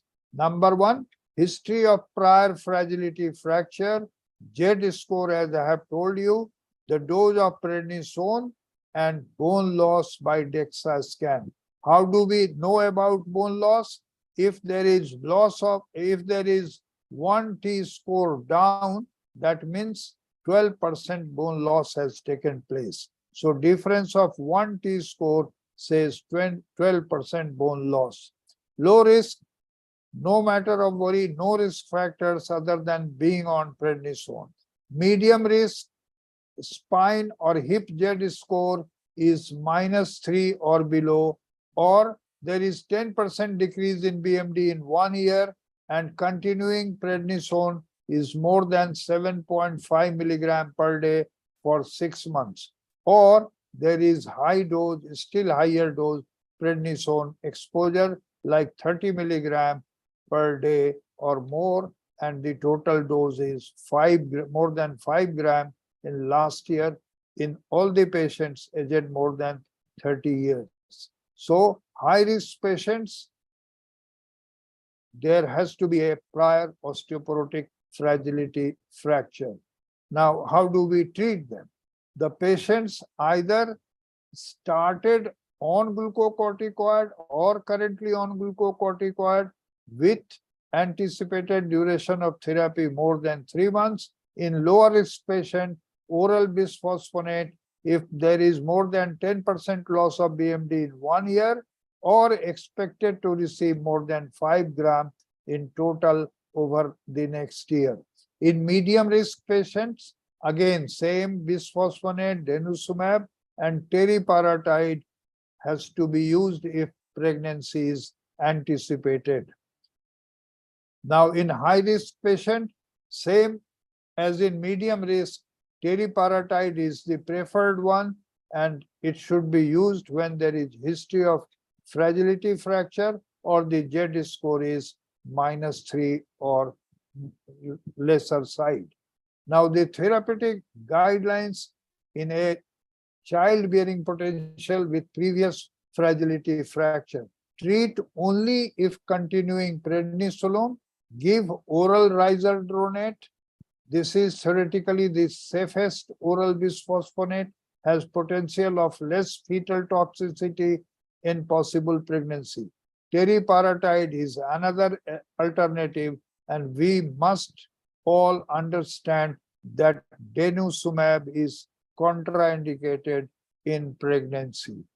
So what are the guidelines for patients on intermittent pulses of IV glucocorticoid? There is no clear-cut directive, but in high-risk patient receiving 4 or more monthly IV pulses of 1 gram methylprednisolone or equivalent, or 4 or more high-dose oral pulses of prednisone 60 milligram per day with taper over 2 to 4 weeks within 12-month period as per the stratification risk laid down.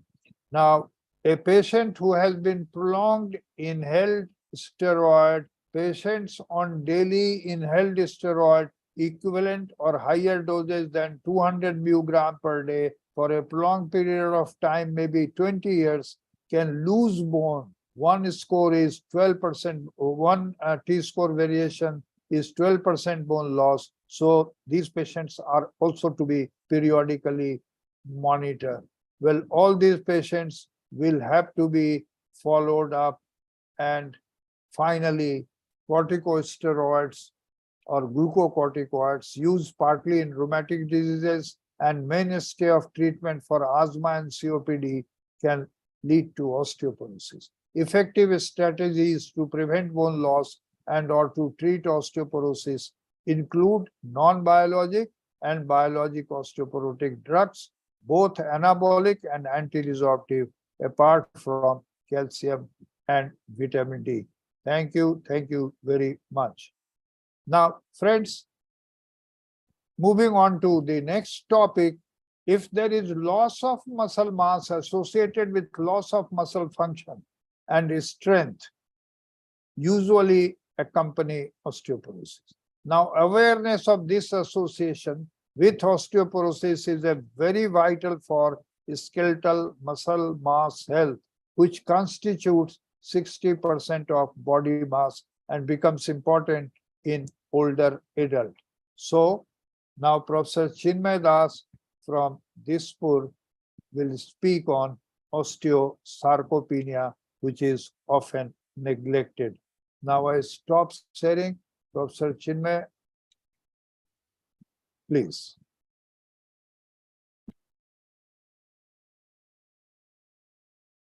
Professor Chinmoy, you can share your screen. Yes, sir, yes.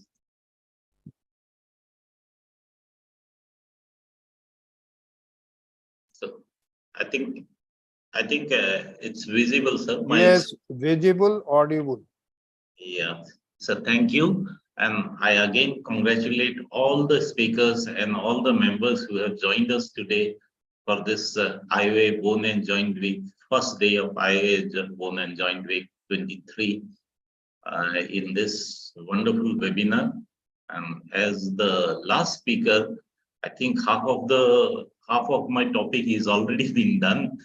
So all the speakers, they spoke about the osteoporosis part. So I will try to avoid the osteoporosis and stick to sarcopenia as far as possible. And so again, osteoporosis, as already has been described, is characterized by reduced bone mass and increased fracture risk. Whereas sarcopenia, it refers to the loss of muscle mass, strength, and function, according to the European working group of sarcopenia in older patients. So definition of osteoporosis, already it has been covered up. The prevalence 18.4 to 20.7% in India, and worldwide it is around 200 million. And as the aging population is also increasing and the changing lifestyle habits, so this number is going to definitely increase. Prevalence and definition of sarcopenia is low muscle strength, quantity and quality, but as well as low physical performance. Increase with age leading to sarcopenia and its associated consequences. It can be acute and affect a significant percentage of older adults, and prevalence of sarcopenia is from 5 to 50% in population over 65 years of age, and it is estimated that 500 million people worldwide by 2050 will be affected with sarcopenia. But is sarcopenia inevitable? No, it is not inevitable. So impact on health and quality of life with both coexistence of osteoporosis and sarcopenia creates bone and muscle deterioration. It's a cycle because both the diseases, they are synergistically affecting the body, one synergistically affecting the other.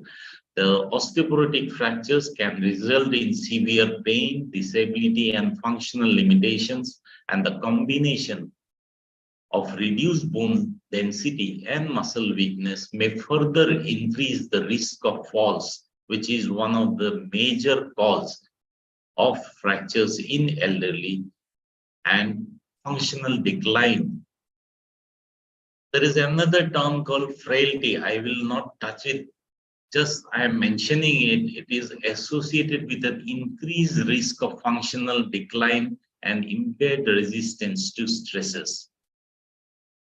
The risk factors, already it has been told, There are modifiable and non-modifiable risk factors for osteoporosis, but some shared factors are there with sarcopenia, that is reduction of the hormones, estrogen and testosterone levels during aging. They can affect both the bone density as well as the muscle mass. There are some markers, interleukin-6 and TNF-alpha, tumor necrosis factor alpha. They have been implicated with the pathogenesis of both osteoporosis and sarcopenia.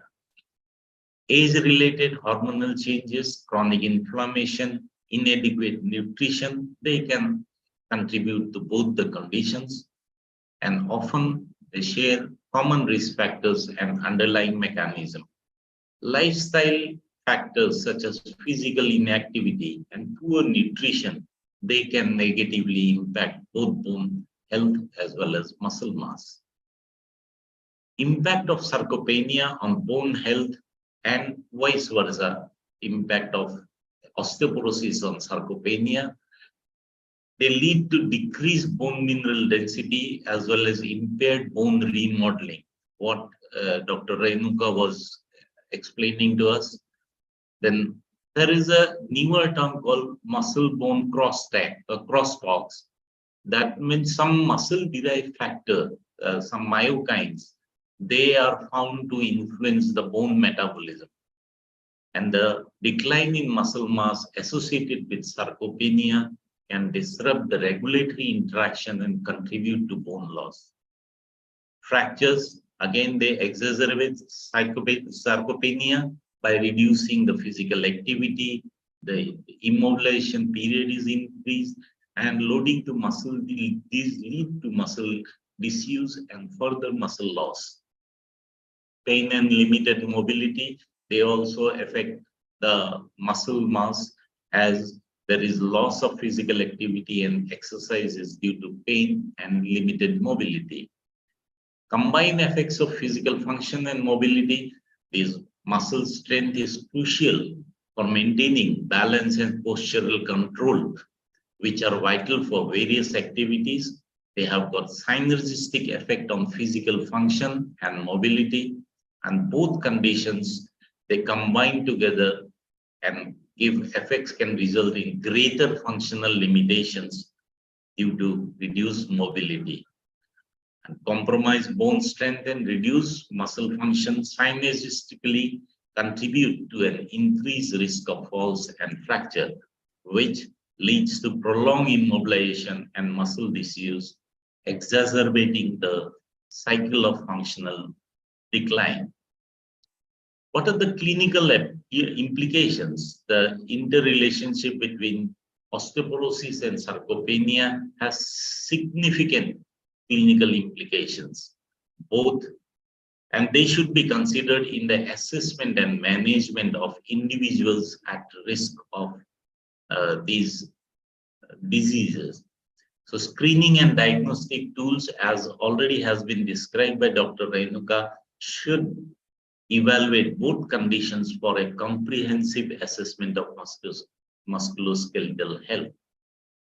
Challenges in managing osteoporosis and sarcopenia, together they include developing integrated interventions that address both conditions simultaneously. So clinical assessment of osteoporosis, already Chaddha has told that history is the main tool what we have, and we should be able to use it. This includes the medical history, the physical examination, the BMD measurement, and the laboratory test. The medical history helps in identifying the risk factors such as past fractures, comorbidities, or lifestyle choices. Physical examination may reveal your height loss, kyphosis, and skeletal abnormalities. PMD measurements using DEXA is the gold standard for assessing bone density. And laboratory examinations, as has already been described by Dr. Renuka, the calcium, vitamin D, PTH, and other relevant biomarkers, they are the parameters. So for sarcopenia, you need to evaluate by your time up and go. There is a tug test which asks the patient to sit up from the chair, walk a distance of 3 meters, and then return back and sit in the chair.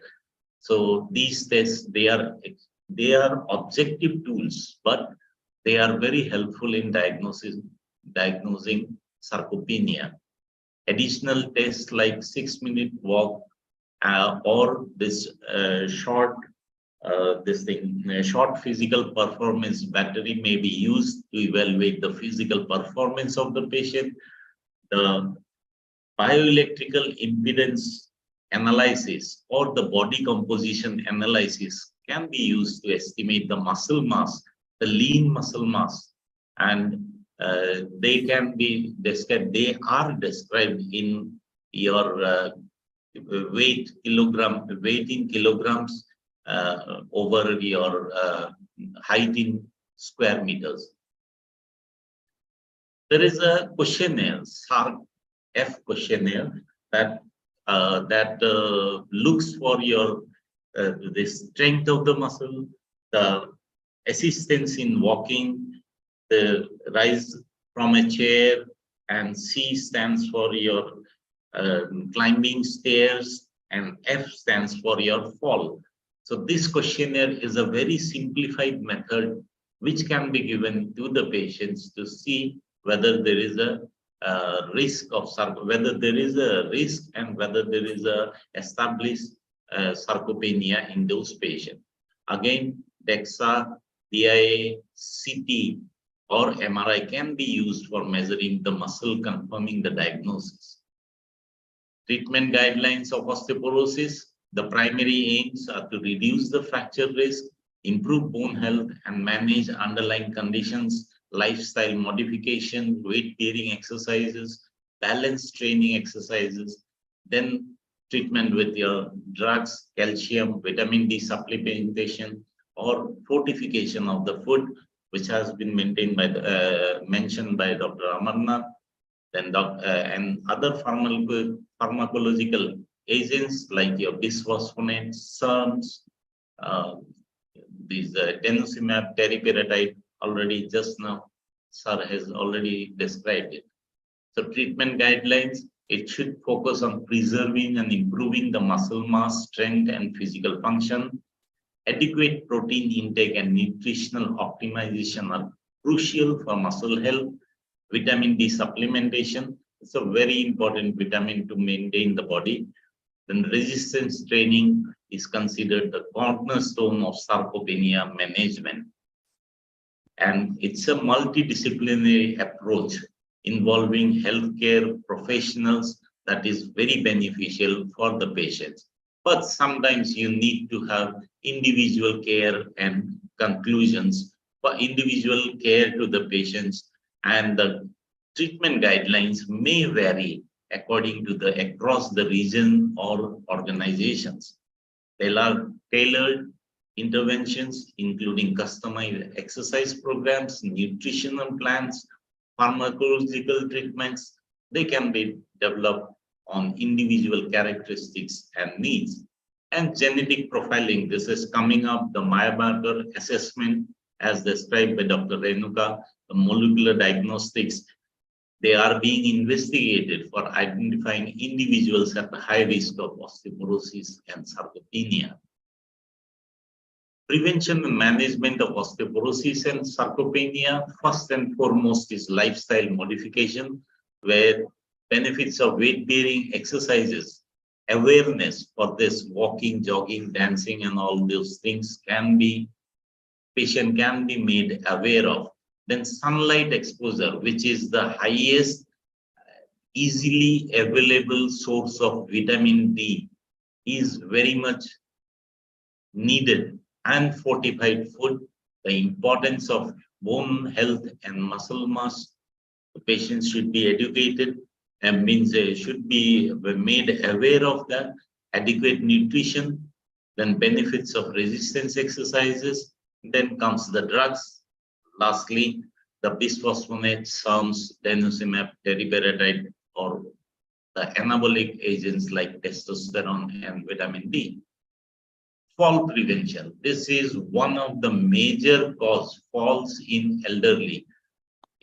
Falls are not only because of osteoporosis or sarcopenia, it can be due to your visual problem. The environmental modifications for safety should be done, like putting bars, holding bars, then balance and strength training exercises, importance of vision assessment, then medications, because elderly populations, they are on a lot of medications. The medications review should be done, and reducing the morbidity and maintaining independence. It's a multidisciplinary approach. As I have already said, there is role of physician, nurses, therapists, dietitians, involvement of healthcare and research professionals, then it's a collaborative effort for optimal care, addressing potential side effects or complications, and regular monitoring and follow-up is what is needed, because these old people, they are usually neglected. So there are some research advancements like your high-resolution peripheral quantitative CT scan and MRI, which offers good improved assessment of bone microarchitecture and muscle quality. These advanced imaging modalities, they provide a more detailed understanding of the structural changes in bone and muscle, and early detection and personalized treatment approaches can be facilitated with the help of these diagnostic tools. Some emerging therapies are there, like your targeted approach, such as the use of specific bone-forming agents or muscle-binding compounds. They are being explored. Regenerative medicine strategies, including the stem cell therapy and tissue engineering, they hold promise for promoting tissue regeneration and functional recovery. Combination therapies and synergistic approaches, integrated interventions that simultaneously target both osteoporosis and sarcopenia, show potential for improved outcome. Exercise programs, already I have said. Then technology-based interventions are there, where there is advanced technology like your virtual reality, the wearable devices, and mobile applications. They can facilitate remote monitoring and delivery of your personalized exercise program. And as I was searching for this virtual reality, I came across mobile app called Oculus P. I think Oculus P. That's a virtual reality. It's very convenient for the aged population to wear, and it helps in their psychosocial environment. Real-time feedback on exercise technique and adherence. That is very important, since most of our patients, they don't adhere to what you have said or what you have prescribed. They can be provided through these technological interventions. Long-term outcome of osteoporosis and sarcopenia, functional outcomes, fracture rates, hospitalization, and healthcare costs should be explored in research to inform evidence-based practice and healthcare decision making. Sarcopenia, as we are in the just ended, or I think we are in the middle of COVID-19. So sarcopenia has become a predictor of poor outcomes in COVID-19 patients due to its link with chronic inflammation, immunological dysfunctions, respiratory muscle failure, and swallowing dysfunctions. So in conclusion, I want to say that osteoporosis and sarcopenia significantly impact the musculoskeletal health and quality of life. A complete, comprehensive approach is crucial for their assessment and management. Preventive measures, as Dr. Chandrashekhara has said, that prevention is better than cure. So preventive measures such as lifestyle modification and fall prevention strategies can reduce the risk of developing these conditions. Healthcare providers, they play a vital role in identifying and managing individuals at risk. Advancement in diagnostic tool therapies, personalized medicine approaches, and technology-based intervention offer promising overview avenues for the future, and promoting awareness and implementing evidence-based intervention are key to reducing the burden of these conditions. These are my references, which I have used in the chapter also. And lastly, I thank you and seek your blessings and support for IO 125 at Guwahati. So you can have a lot of places. I couldn't cover all the photographs here. We are having 8 national parks. That's the most attractive destination, I think, for the orthopedic surgeons. So I seek your blessing and support for IO 125 Guwahati. Thank you, sir. Right.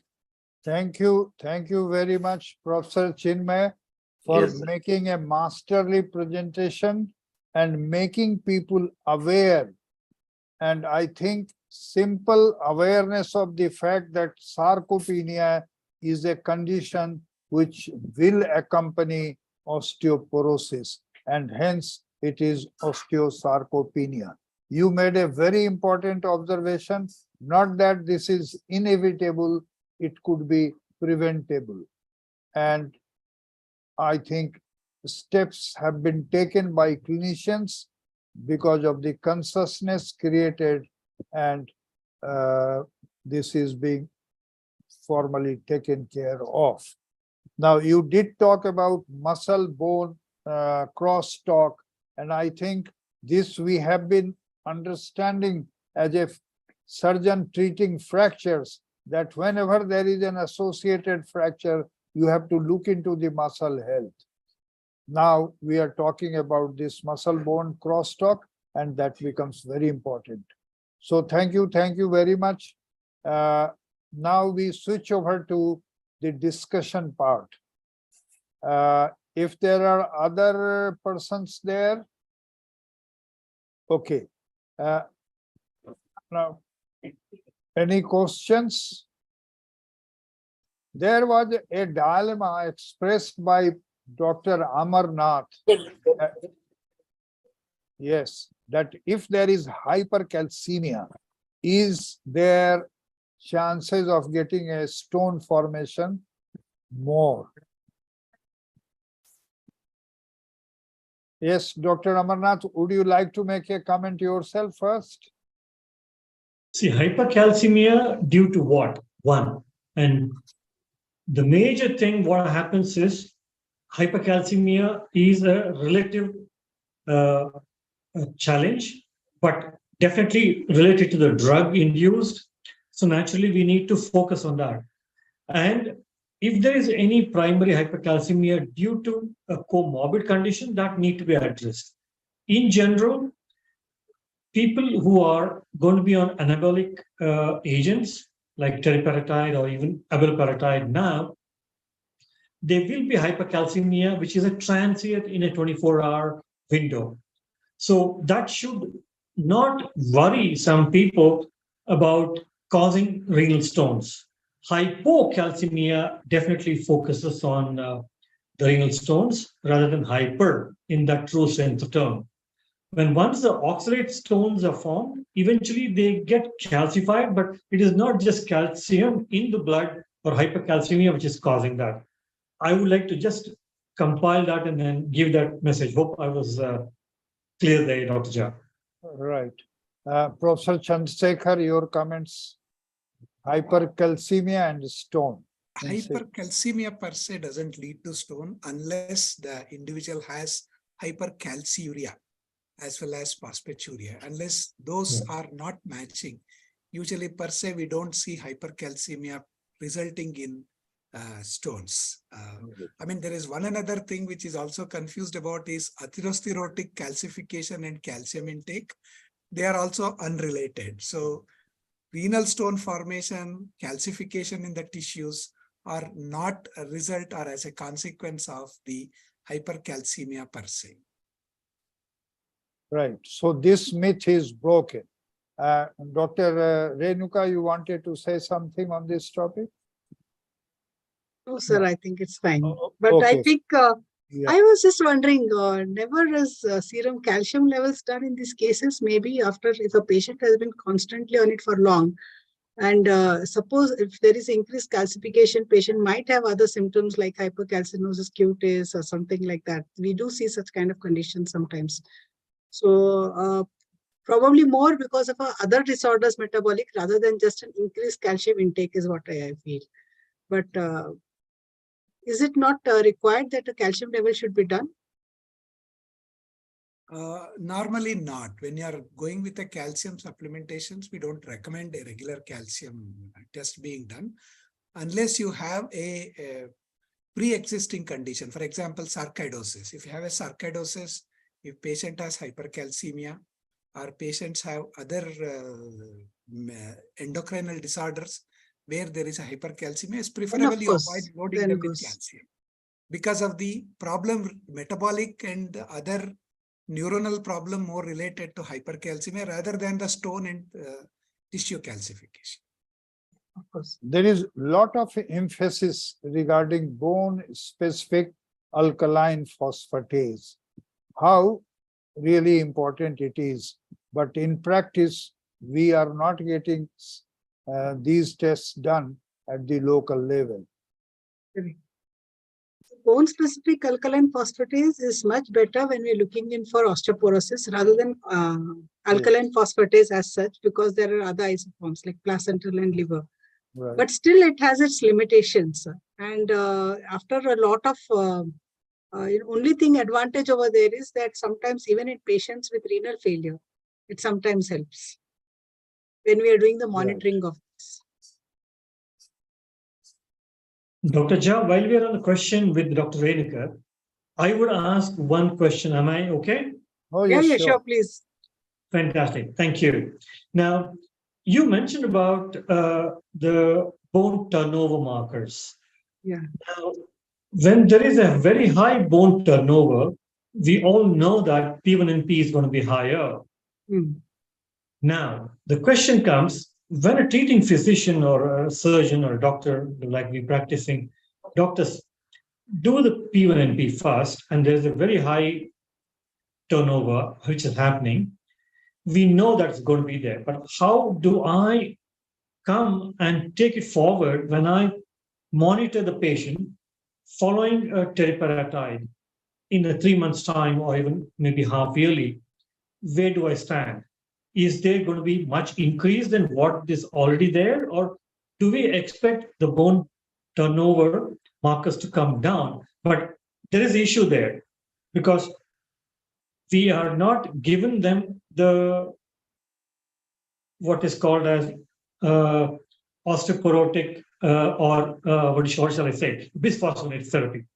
No, So no. how When do you I are integrate? giving an How do anabolic we agent integrate? like teriparatide, at that time it is mainly the bone formation marker like PNP, which value will increase. Initially itself, the patient might have a high level, but then how significant it is, like you usually look for a variation of about 50% variation in serum markers. Then Okay. you know that, or when you look at the reference values initially, when you do a testing, and then you see how significant the change is. That's why I said you need to monitor all these BTMs by a, we mention as least significant change. How much change is significant? So either a 30% in urinary markers or 50% in serum markers variation, if it is there, then you know that there is some change which is happening. But resorption markers will not change much with using teriparatide. It will be mainly the formation marker which will increase in the value. Resorption markers will change when you are using bisphosphonate therapy or denosumab. I agree with you. Yeah. Now, the patient has a P1NP of 250 or even 300. Now I initiate, I know it's bone, there's a high turnover. I initiate a teriparatide because he or she has -4 in T-score. So now I expect the bone turnover marker to increase. After Now, 3 months, usually you will see a peak value. I'm sorry? Usually after starting therapy, usually after 3 months, it starts peaking. Correct. Now there is already a peaked 300 level. Now, That where do will I go go? beyond 300, doctor. So there is no frightening So instead or of 300, alarming. you will have it as 450. Correct. So Then you now know that it this is. is the message. This is the message I wanted to give it to others, because So the they should change not which be happens, the vulnerable. significant change which happens, Yeah. that is Yeah. important. If it is Yeah. from 300, it has moved to 305, then probably a patient is not taking therapy and it's better to check. Or whether the maybe patient is non-responder. actually Or taking maybe a therapy. non-responder. Sorry? Or maybe, sorry to interrupt, or maybe a non-responder. Non-responder, yes. But before, most likely it would be good to look into whether the patient is actually taking therapy. So Right. I would But it's usually definitely- given, sorry? Yeah. So I think definitely with the guidelines coming in with the IOA, I think these things are going to be very, very clear for all the practicing clinicians to make sure that we follow some sort of set guidelines to make sure that our Correct. patients and our nation is much better that way. Great. Thank you. Thank you. Thank you. A Yeah. lot of clarity has been given by Dr. Renuka. Yes, Yeah. yes, madam, you were saying something. I was also saying, but Dr. Renuka. currently I notice, as you said, that there are not many orthopedicians who start therapy and actually lose these markers as such. Even for that 100%. matter, the usage has become much lesser than what I saw 5 years or 8 years back. So that's Yeah, what I yeah. wonder. What is it like? What is the reason for it? Yes, One, yes. being a part of the endocrine society, a lot of endocrinologists are also not recommending it. One, you made a very good point with P1CP to P1NP, the variation and the circadian variation also is going to be very, very high. So P1NP has a very less variation. I think that is the one which we need to highlight, and the guidelines definitely going to bring the bone markers to a different level now, definitely. Right, thank you. We are getting late, so now I would request Professor Chandra. You want to say something, Professor? Yes, I have raised hand. I just want to say something, sir, regarding that hypercalcemia thing. Go ahead. In cases of hypercalcium, means, or rather in any other mineral, if it is more in the body, the kidneys will excrete it. That is the basic funda.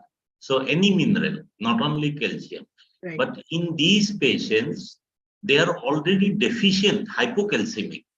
So in these patients, there are very less chances of getting renal stone until and unless he is or she is having a renal problem.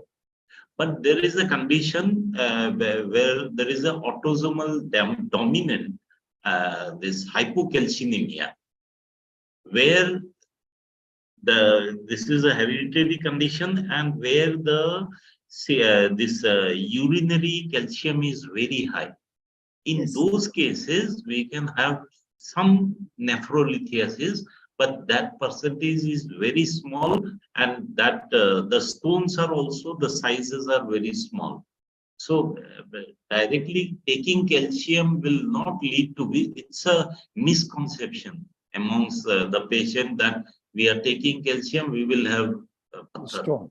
So Professor Jawahar Yes, Jetwa. I have the similar impression that a time has come when patient is asking, I have a stone, should I take calcium? Now, is there anything in the literature where patients are having multiple renal stones?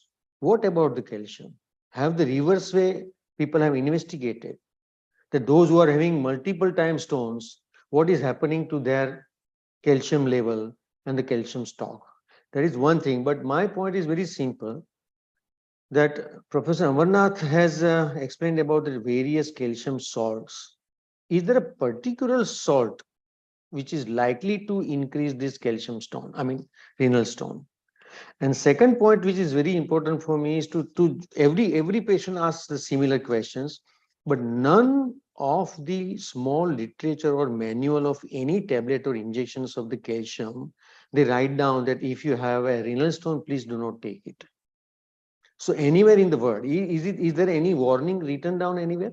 We cannot generalize the stones as such, because when stones are removed, analysis of the stone has to be done, that it is what kind of a calcium composition of the stone. So, sir, my point is simple. FDA, when they are allowing the drugs to be used by patients, do they give warning on the label of their medical, strips, that this is not to be used? Yes. Now, I actually see the calcium supplement per se, as I said, doesn't produce stones.